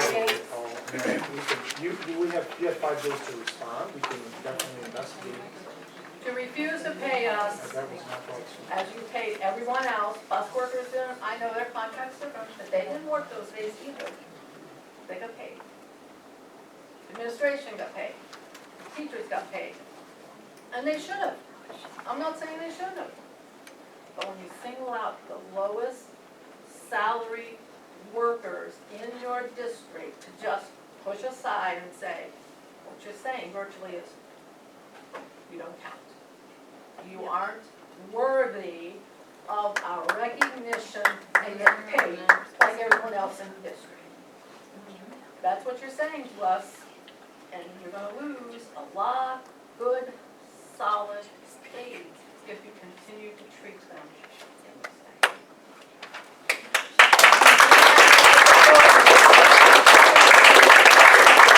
Our ability to do the letter of agreement, which Chris mentioned, which overrides that one time, retrospectively pays us. And And the we letter of agreement, renegotiate in the spring. the letter agreement is a different process, and that is different than filing a grievance. We've tried both, we have tried both. Well, for us to approve a grievance that where it's not in the contract is the issue, not paying you. So, a letter of agreement, a letter of agreement, what's it called? Yes, a memorandum of understanding. That is the process that you should be going through, not a grievance. We did. He denied it. That's not true. It is. He Chris? sent you, he gave you a letter of agreement. We met. You met, Yeah, he we showed discussed you this. the letter of agreement. We do What? have a letter of agreement here in front of us. Yep. And that was presented first before I filed the actual grievance. Yes, and, the board, if you would like to look at that, because this is the proper way to do this. And That's what we not tried. the agreement that she's referring to. And that's what we tried. Okay. We did that first. Rejected it, started a grievance. Can you confirm that was formally submitted to It was between Bird? the two of them. Chris? Yeah, we had discussed it. No, can you confirm there was a formal letter, I'm assuming there is a formality that, We met, Chris and I met several times, probably 3 or 4 times to discuss this, but I was never submitted a formal letter of agreement. And that's, I think where the ambiguity is here is that a grievance is typically a violation of the contract. That did not happen. What happened was we had an unusually difficult winter, and we accumulated over 17 days of being absent. So there's nothing in the contract, anybody's contract, to address that. So essentially what they're asking for is for the board to consider doing doing a letter of agreement. It's not, a grievance means we didn't follow the contract. Well, it was never in the contract to begin with, so that's not a grievance. But you could ask the board to consider a change in the contract and consider a memorandum of understanding. And if indeed that's something you would like us to do, then Chris and I could meet and draft a memorandum of understanding. And that would be the only way. Like Julie said, Julie can't, nobody here can arbitrarily pay them. We have 41 aides, and this would cost a lot of money to pay them, but if that's something that the board wants to do, you would have to add that to the contract, which if you do, then Chris and I could meet. that changes it moving forward too. correct? Yeah, That's- you could would do it, change I mean, the I contract. hopefully don't foresee us ever having 17 snow days again, but it could be for a one-time, I mean, it was catastrophic this past winter. So it's an anomaly. What other hourly employee would that cover? Anybody, they would only cover the Would only request be is the for the steel work- LRE aides, I believe we Whoever's in the have, steel workers. Well, we had 2 cooks that fall. we have what? We had 2 cooks that would fall under that also, under the hourly employees. Yes. Those are the only hourly And that's the employees. process if we. Well, no, we also have, we have the custodians. The custodians, though, we have the opportunity to come in and work those days. We're usually offered the chance to come in. Was it not offered for the aides to supplement? Come in and work. Well, Chris and I had a conversation about offering them an opportunity afterwards, This was, if they wanted to work, this summer, which I believe you've had some interest from some But aides. so that offer's been on the table. Yes. Okay. No, the problem with that is those people have jobs. yeah, summertime They have jobs. summertime jobs. And some of us are under a grant which specifically says we can only work with students. So where does that leave them?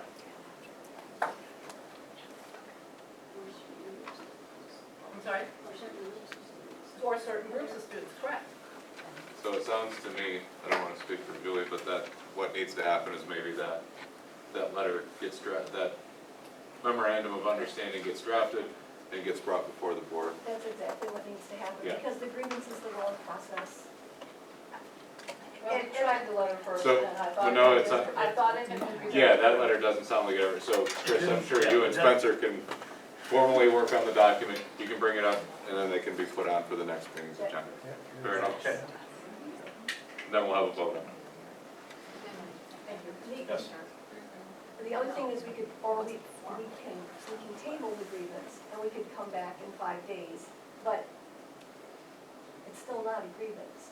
I understand that, and I knew the language was the barrier, but that was my only understanding after he, declined in the discussion, that letter of agreement, that was our next process, or that was our next step.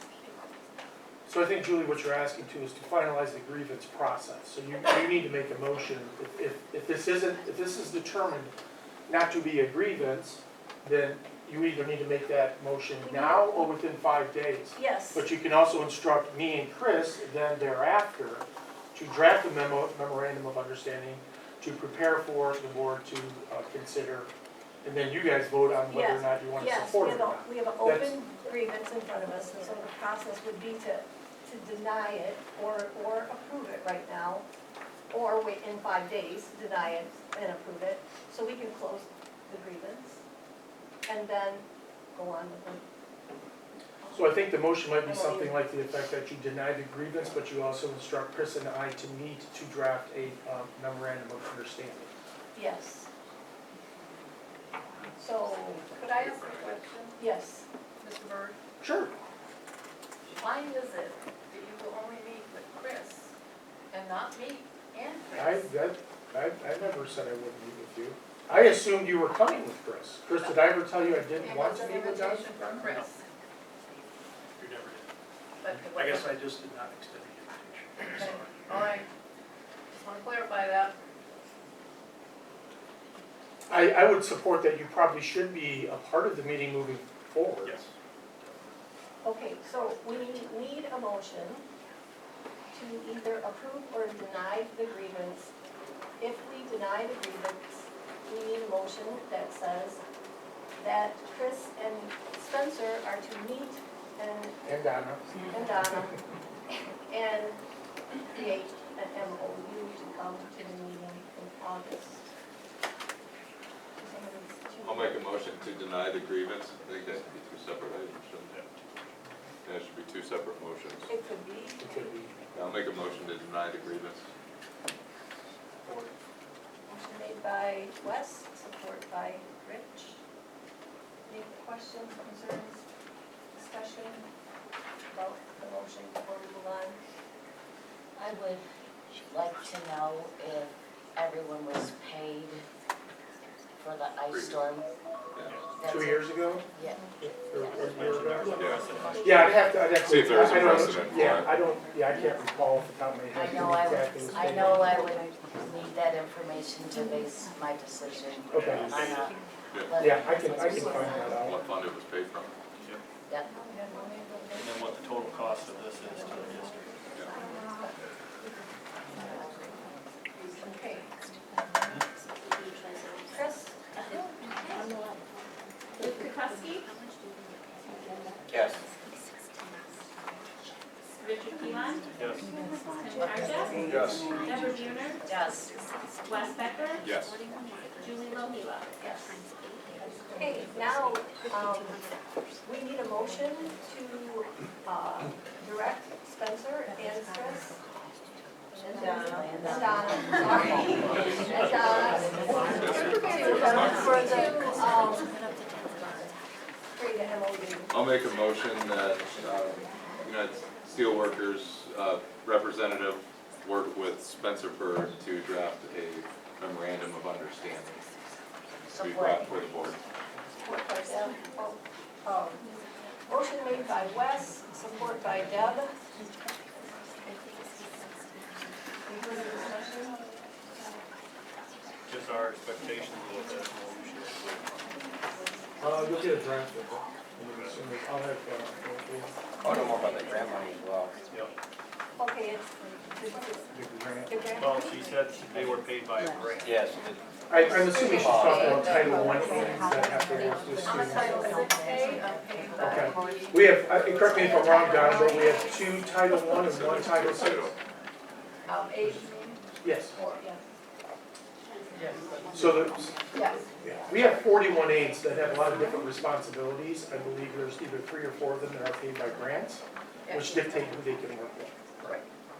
But that really doesn't, I mean, that has nothing to bear with them all being reimbursed. We reimburse all of them. If they were Title I or Title VI or classroom aid or whatever the aid would be. I mean, an aid is an aid, but I think we have 41 of them. Well, maybe I misunderstood Luke, but I'd like to know what the precedence was for the ice storm. Yeah, I got that, that's Yes. different. We need to know if everybody was paid, if we went outside of the contract at that time. And we also need to know, yeah, we got paid. How it was paid and what fund it was paid from. Yeah, Marlene and Laura can look that up for me tomorrow. Motion on the floor. Chris? Luke Kukowski, Yep. Richard Pilon, Yes. Tim Tarjak, Yes. Deborah Buhner, Yes. Wes Becker, Yes. Julie Lohila. Yes.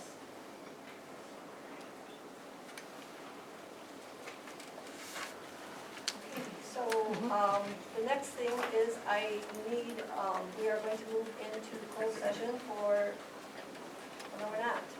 We're gonna have- Okay, so as we begin public comment, each speaker has up to 5 minutes, because our policy doesn't hold protection next month, to direct comments to the board, keep them respectful, and focus on board-related matters.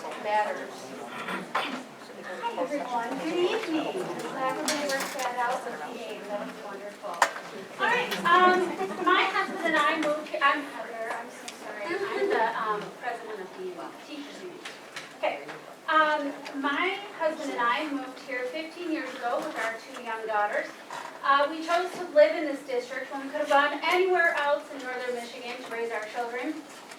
We raised them in this district. We chose to make a difference in the lives of children in this district. I teach, my husband coached. We wanted this to be a place that our children could bring their children back to. We are invested.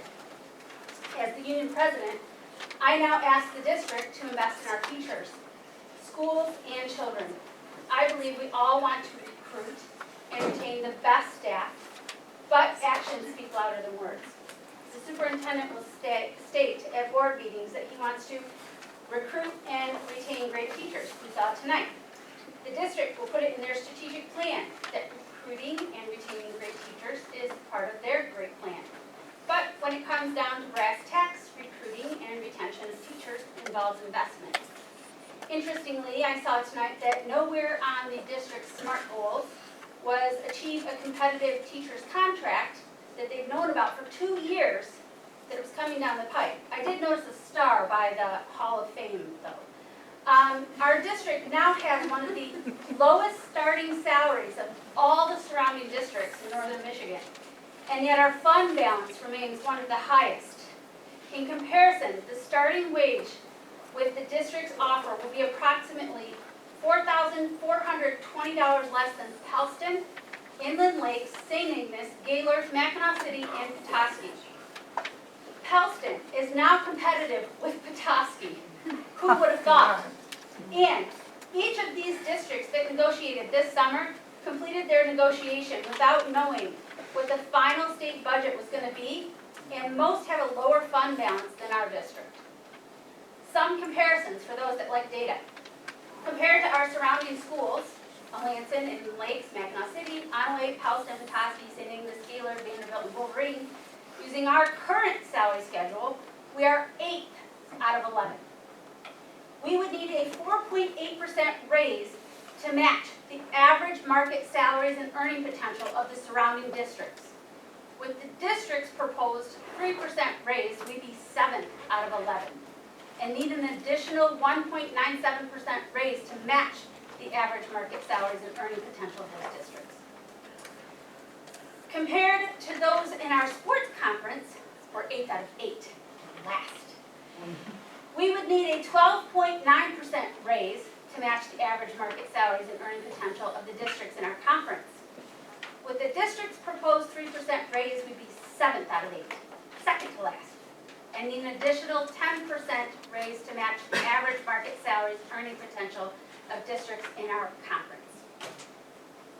When asked for the district's reasoning for why they did not feel they could offer us a competitive wage, we were met with crickets, or even the consumer price index is 2.8%.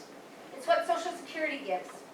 Even when they were told there's an update to the CPI of 4.2%, we were met again with crickets. No valid reason for why they would not invest in their teachers.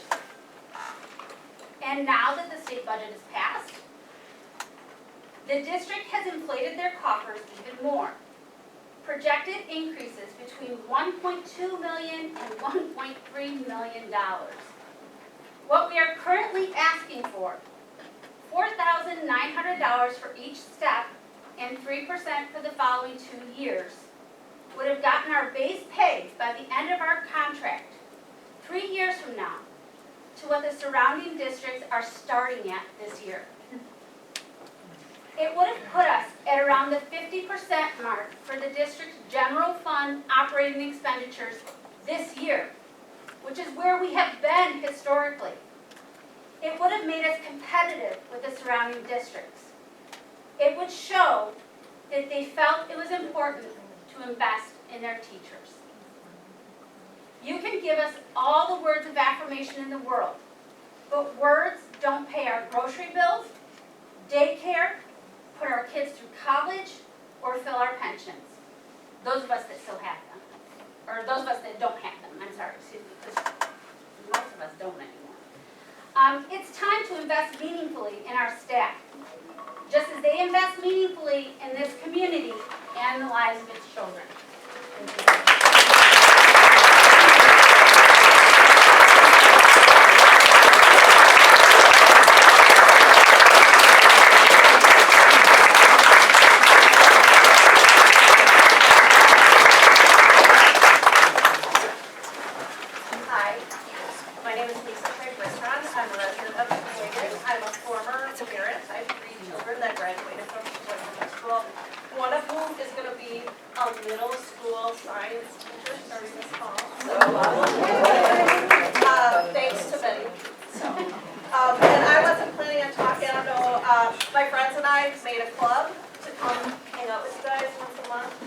Because we felt like once our kids left, we kind of stopped paying attention, and we really care about the community, and we care about the school, and we care about the teachers.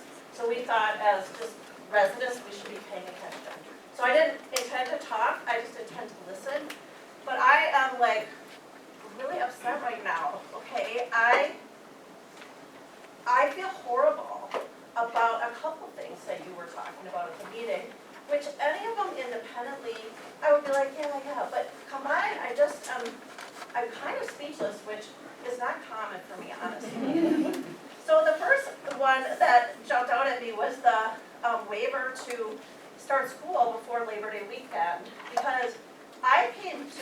Sheboygan 30-some years ago for the tourism industry.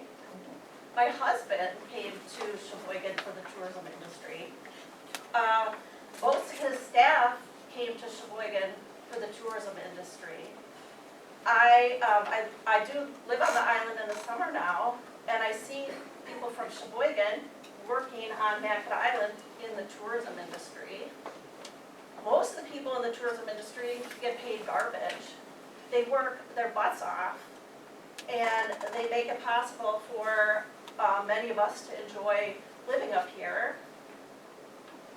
To start school after Labor Day is a huge burden on those families. It is such a burden. You know, we have one of my husband's colleagues moved his kids to Sheboygan Public Schools this year. His wife has to come back, you know, they have to come back. And maybe, let me say, talk about my family. I came back with my family every year in the fall, Labor Day weekend, and then didn't move to the island till the middle of June. I have the resources to do that. I work remotely. As a person, I could do that. There are so many families, they don't have the ability to do that. So that was frustrating to me, and I made a note, and I thought, well, I'm going to come to the hearing and say something more articulately, excuse me. But then when we were talking about the aides, I was just crushed because I know those people. I was in those buildings. I know Donna. You know, they couldn't come to work. Like, why do we have a system even in place that doesn't pay people that can't come to work? And they don't get paid that much. So here are people that aren't getting paid that much, don't get paid when we don't have school. That doesn't seem like justice and fair and equitable to me.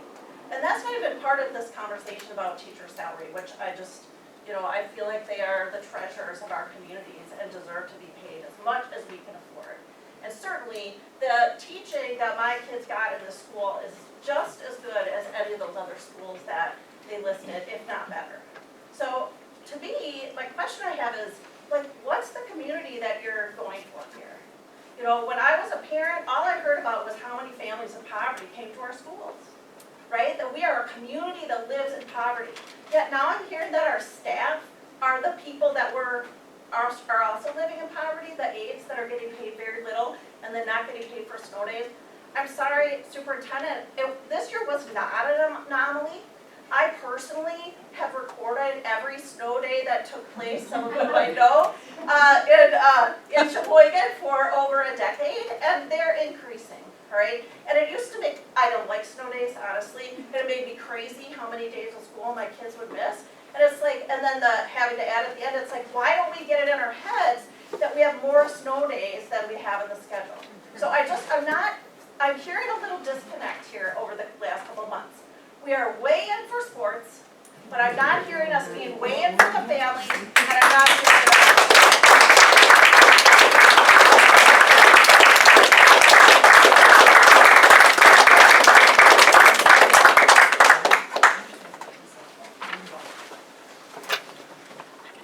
I am Eric Hall. I have actually two questions based on what happened tonight and then the statement. First, if you're going to do the waiver, I'm just curious if you're going to survey any local businesses about their thoughts on the waiver, because they do hire a lot of high school students, and how will that affect them? The second one is, in August, I know that it typically is when you look at the student and staff handbooks and decide whether or not they're updated. You always look at a dress code. I'm just curious if the board members will also consider a dress code if they allow their students and teachers to have to follow one as well. My statement. My 17-year-old son works at Walmart. He earns $16.42 an hour, about what many of our aides earn. There's absolutely nothing wrong with either job, but a few days after leaving Walmart, most people won't remember who bagged their groceries. Years from now, students will remember the aide that sat beside them when learning was difficult, celebrated their successes, encouraged them when they wanted to give up, and helped them believe in themselves. Both jobs matter, but the impact an aide can have on a child's life can last for years. Our aides are some of the hardest working people in this district. They don't do this job because it makes them rich. They do it because they care deeply about kids. This wasn't a typical school year. Our community experienced unprecedented flooding, and the governor recognized these extraordinary circumstances by waiving 8 school days. In a moment like that, paying our aides for those 8 days would be a simple way to show that we stand behind the people who stand behind our students every day. We always say we want outstanding people working with our students. We want compassionate, dedicated individuals willing to do one of the toughest jobs in our schools. If that's what we want, then our actions have to reflect it. Decisions like this would send a message, and I don't believe it's the message we want to send. I also hope we begin referring to them as paraprofessionals instead of aides, because words matter. Paraprofessional better reflects the professionalism, responsibility, and expertise they bring to our classroom every single day. The people who spend every day helping our students succeed should be recognized with a more important title than aide. If they are important enough to be trusted with our students every day, they're important enough to know they are valued, not just with our words, but with our actions. Paying them for those 8 unprecedented days would be one way to demonstrate that value. Thank you.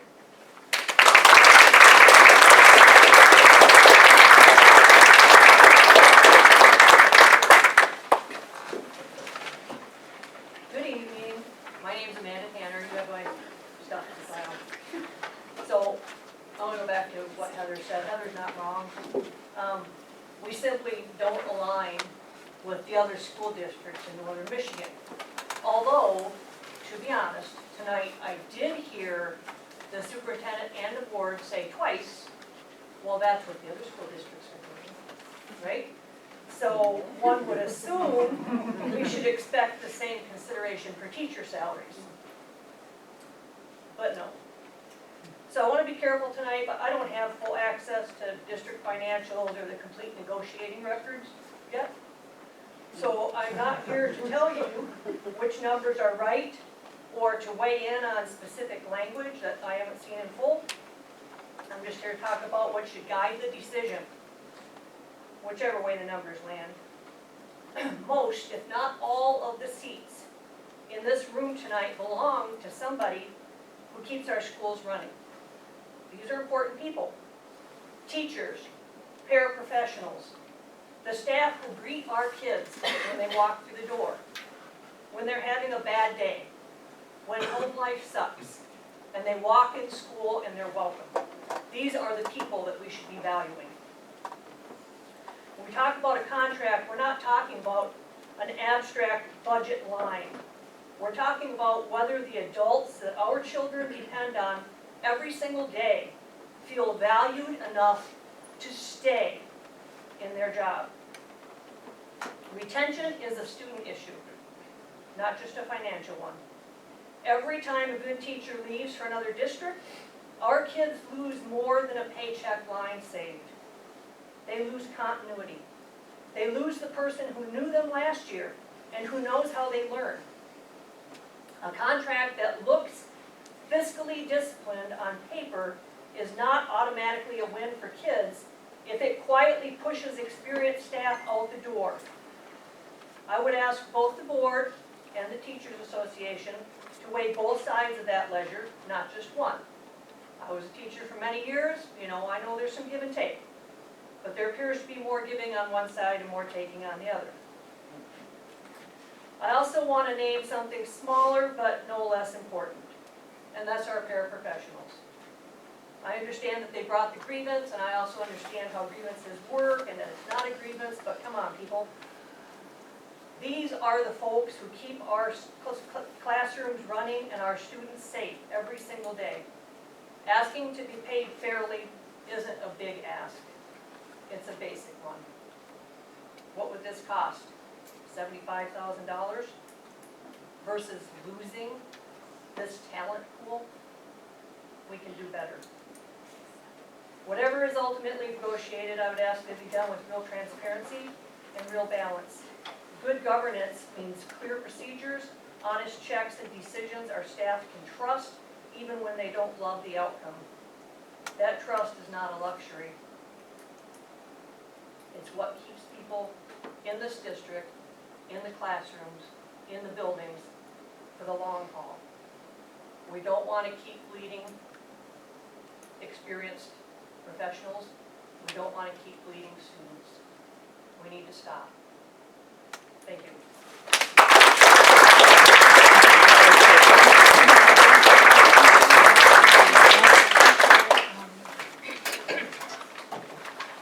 Hi, I'm Christy middle school, high school special ed teacher, wherever I roll with my group of kids. I want to educate you in the world of special ed, okay? The last 5 out of 6 special ed teachers we hired are not certified. They're not certified teachers, they're not certified special ed teachers. Godspeed to gen ed teachers, I couldn't do it. Special ed teachers, holy paperwork. I don't mind paperwork, honestly. Why? Because I'm a little legal guru, and I can throw all that stuff in your face, okay? However, we lost a special ed teacher. She was honestly pushed out of our district. I'll say it out loud. Everyone that worked with us, she was pushed out of our district. So, on top of her not being here anymore, she used to sit in on those IEP meetings for those teachers that aren't certified.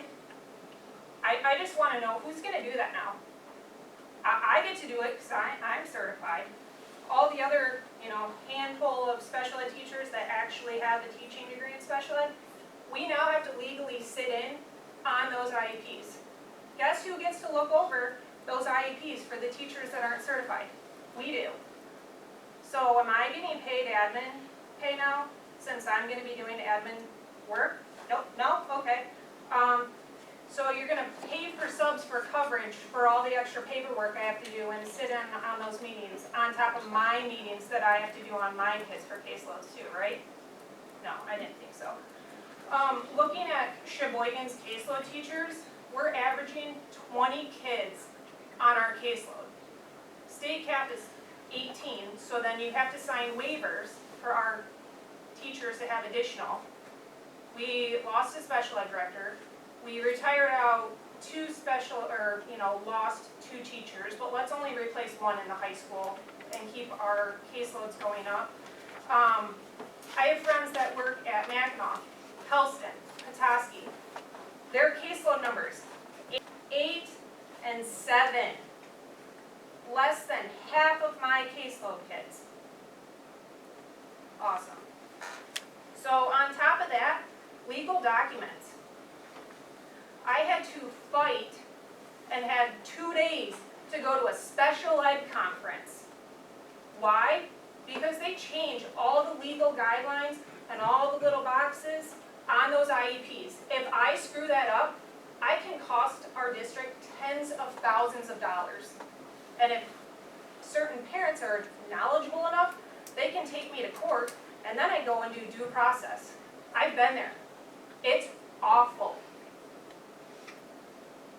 So on top of not wanting to pay teachers, the special ed teachers, we are burned out. We don't have administrative support, and I don't mean that as principals. Our principals are awesome. However, they're already putting out fires all day. We need a special ed director. Don't have that anymore. Thank God, all of our special ed teachers, we rely on each other. I should share the text messages we have going back and forth daily. How do you fill this out? They changed the wording on this. Do you know what date we put in this box? That's what Liz did.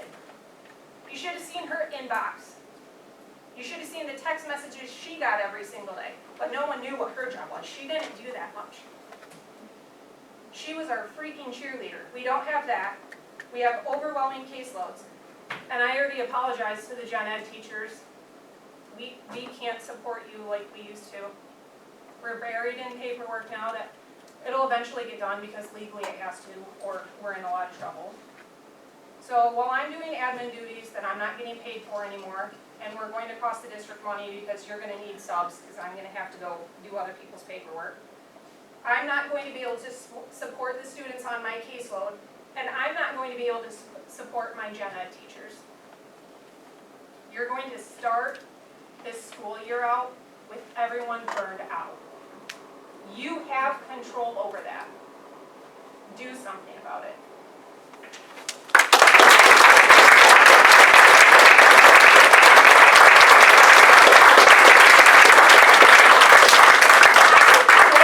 That's a perfect example of why we need a proposal for the extended days for the special education. So you don't have to ask you to leave. Thank you. I hate to do that. I know, but that was perfect. I hate to ask people not to do that, but if I let everybody do that, I just happen in I this know. room I if I know. let everyone do that. I'm not I speaking hope- just to you, I'm speaking to everybody. I hope If you we do not understand. have an orderly meeting, it turns to chaos with everybody screaming at the board, and that doesn't get us anywhere. So Thank you. if I'm the not next here. person would like to come up, Gentlemen, I don't have anything formally prepared, but I did want to offer some information that may be helpful for the board. In my previous employment, I worked for EBSCA, and if you are familiar with them, most of the work that you guys are probably all familiar with is their preschool work. And we came upon some of these same issues that you're facing today with not having time to pay individuals, specifically the lowest paid individuals that were non-salaried when there were site closures. And it became evident that it was an issue. We were not able to retain those employees because they cannot go without pay. And it didn't just happen when we had site closures because of snow days. It was also when we had site closures for spring break. These people were not getting paid. And I was a salaried employee there, and if I would get paid during that time. It wasn't equitable, and we fixed it. We adopted a policy for site closures to specifically ensure that all employees were compensated when the site that they worked at were closed. It reduced turnover, it increased satisfaction, and it did the right thing. You know, NEMSCA is really working on a poverty mission, and you can't be putting your employees in poverty while you're talking about raising people out of poverty. So that was a really great thing that we accomplished in that work that I did. One of the other things that I had experience in is I'm a nurse, and I led a team of nurses. I don't know if you remember COVID, but pretty hot commodity to be a nurse back then. And we were trying to retain nurses, and it was a big struggle. We had to raise our salary 15% to be competitive, to keep people in the positions. And we did it, and it worked. We stopped our turnover, and we increased satisfaction. And I think that we did that right during 2020, and I had to leave, but I don't know that they lost another nurse after that. So there's things that can be done, and sometimes it's not easy, but it's not impossible.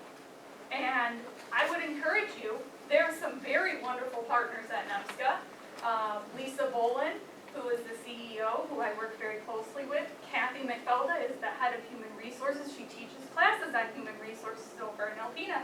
She helped adopt these policies and bring them into NEMSCA, and I am more than certain, as a partner in the community, that they would be more than willing to help you tackle some of these issues in our school district.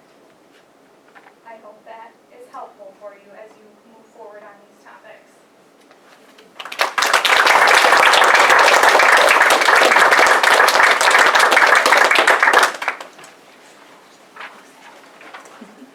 Hello, my name is Merritt Grant, I'm just a citizen, my kids are out of school. So I see Site Logic is marketing the millage again, they've done this before. They did it on the last, they marketed the millager bond the last time. I'm just curious, last time was what, $3.9 million you guys gave them to market it because you guys can't? How much is it this time? You guys didn't talk about what's this costing this district. I was gobsmacked to find out that my tax dollars, a hunk was going to a company to market it to get it passed. I want transparency about this, and I'd like the answer to this to be posted on the website.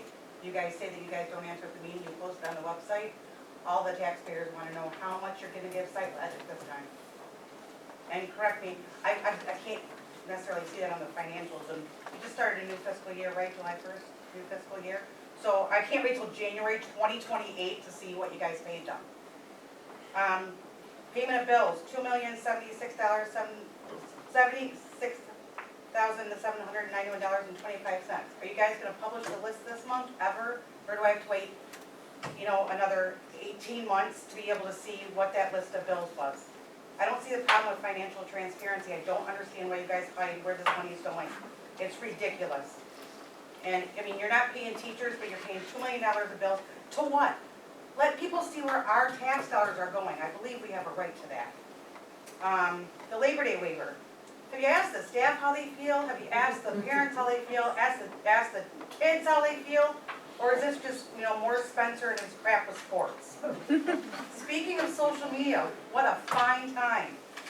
I see you got the superintendent review up next. Did you know that Spencer's got his master's degree in partying? Posted on social media. Got your master's degree in partying and teaching his underage kids how to party. Excellent. I'll leave this with you guys.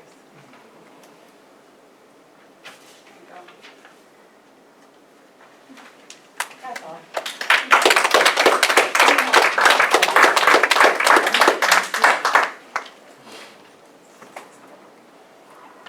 This is super quick. I'm Becky Patrick. I live in Sheboygan. I'm in Lisa's school board. I just wanted to, it's great. I really should do this. One comment that I just noticed, I'm not a teacher. I'm just here to support them. But when they were talking about the grievance, and I don't know anything about contracts, it seems silly to me. Everyone here seemed to know that it wasn't a grievance. So it seems a little disingenuous. Why didn't anyone tell them they were doing the wrong process? When they met with you, Superintendent Byrd, if you knew that, why didn't you say, hey, the board's got to decide, but you're doing it wrong. You should be doing this one. Now that we've got to wait a whole nother month and not get paid just to have their thing, if we all knew it wasn't a grievance, why didn't someone tell them? I mean, that seems really, I don't know. So anyway, going forward, we like to, you know, we always have strong communication. I would say whoever was meeting with them could have simply been like, that's the wrong form. Here's the way you do it. So that's just a suggestion going forward.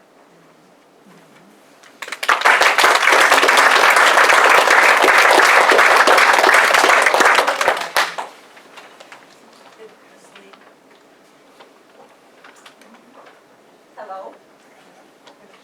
My name is Connie McLeod. I am an LREA, excuse me, at East.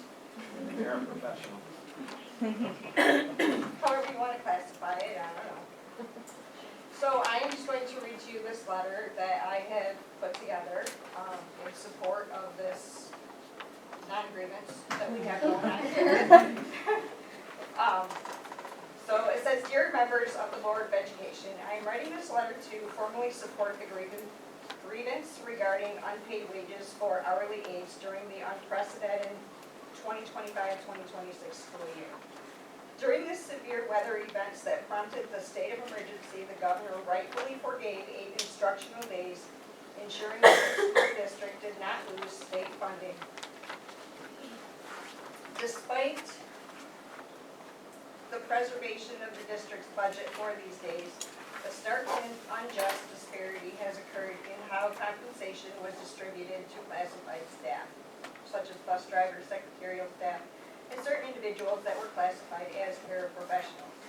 They received their full regular pay for the 8 closure days. Conversely, hourly instructional individual aides received no compensation and was referred to our contract. Our contract allocates a total of 17 days to cover standard snow days, scheduled days off, and personal time. It also states that 3 of those 17 days are permitted for regular pay, after which we are expected to use personal leave time if we want to be compensated. While these terms may function during a typical school year, this year was entirely unprecedented. Our district lost a staggering total of 43 operational days, forcing our aides to rely on standard contract clause during an extreme crisis is unjust and for several reasons. So those 43 days, just so that you are aware, that includes all of our scheduled days off, our holidays and snow days and the dam closure days. So the reasons why this is unjust. Number 1, your essential contributions. Hourly aides provide critical support to students and teachers, working directly with the high-need students. Their financial stability is vital to maintaining district operations. 2, the arbitrary classification.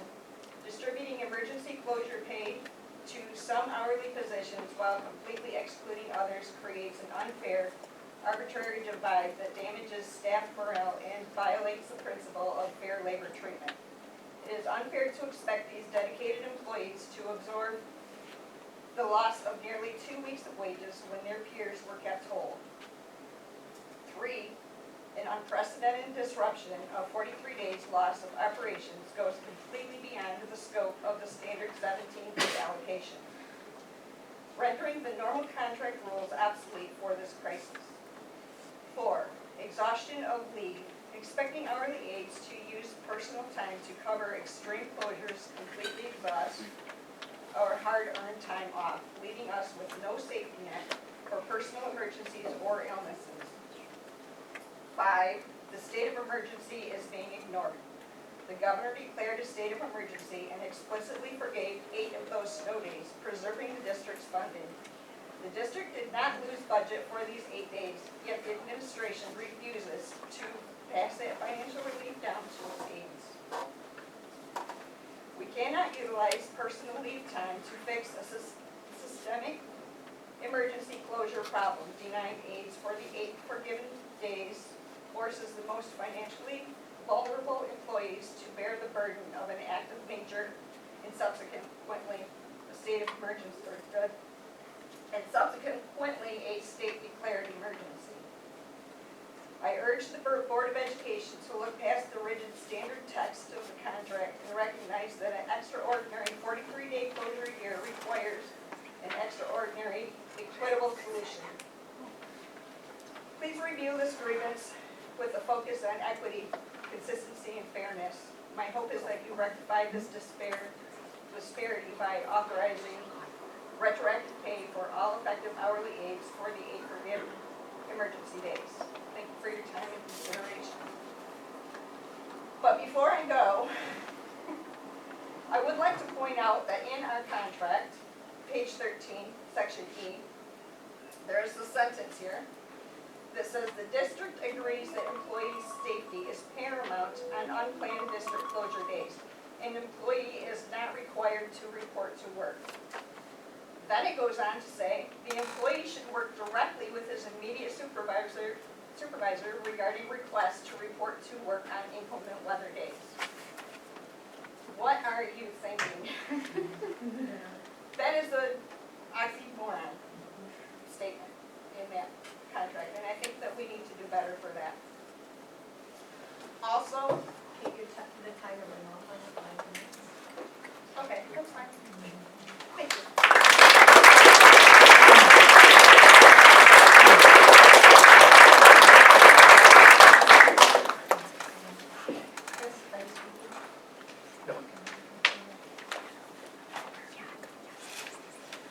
Is there anyone else who would like to come forward? I just want to make one comment. The communication isn't much better with sports, they leave cheerleaders out too. If you would like to speak, you will need to fill out. That's all I wanted to say. I'll give it to you. Okay, No problem. Again, No problem. That's all I wanted to it's say. all about keeping it orderly, and if I let that go, then it just becomes like. I made one comment, you're making it go on. It's all good, keep going. All right, so, Can I make a comment about a different topic? I need a motion to move into closed session for superintendent evaluation. I'll make that motion. Motion made by Deb, I'll support it if we get a 5-minute break. support by and 3 minutes.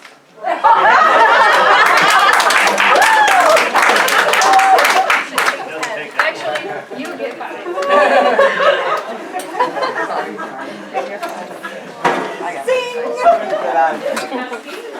I'll support it. Richard Gila. Yes. Tim Tarja. Yes. Russ Becker. Yes. And Julie Williams. yes.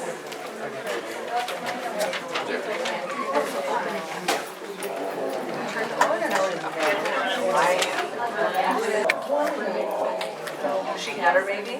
Yeah. Oh, okay.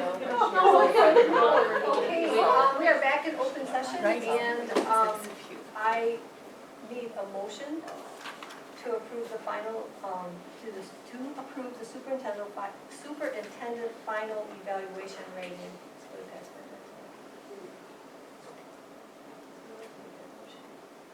I'll make that motion. about You the have to- bedtime, but. You have to add how we came out, so I need a motion to approve the superintendent final evaluation rating as effective. I'll make that motion. Motion made by Rich, Support. support by Tim. Discussion? Chris? Luke Kuski. Yep. Richard Pilon. Yes. Tim Tarja. Yes. Deborah Buhner. Yes. Wes Becker. Abstain. Oh, sorry about that. Julie Lohila. Yes. I would like to have a motion to adjourn the meeting. I'll make that motion. Motion made by, Support. supported by Wes. We adjourn at 10:05. Thank you.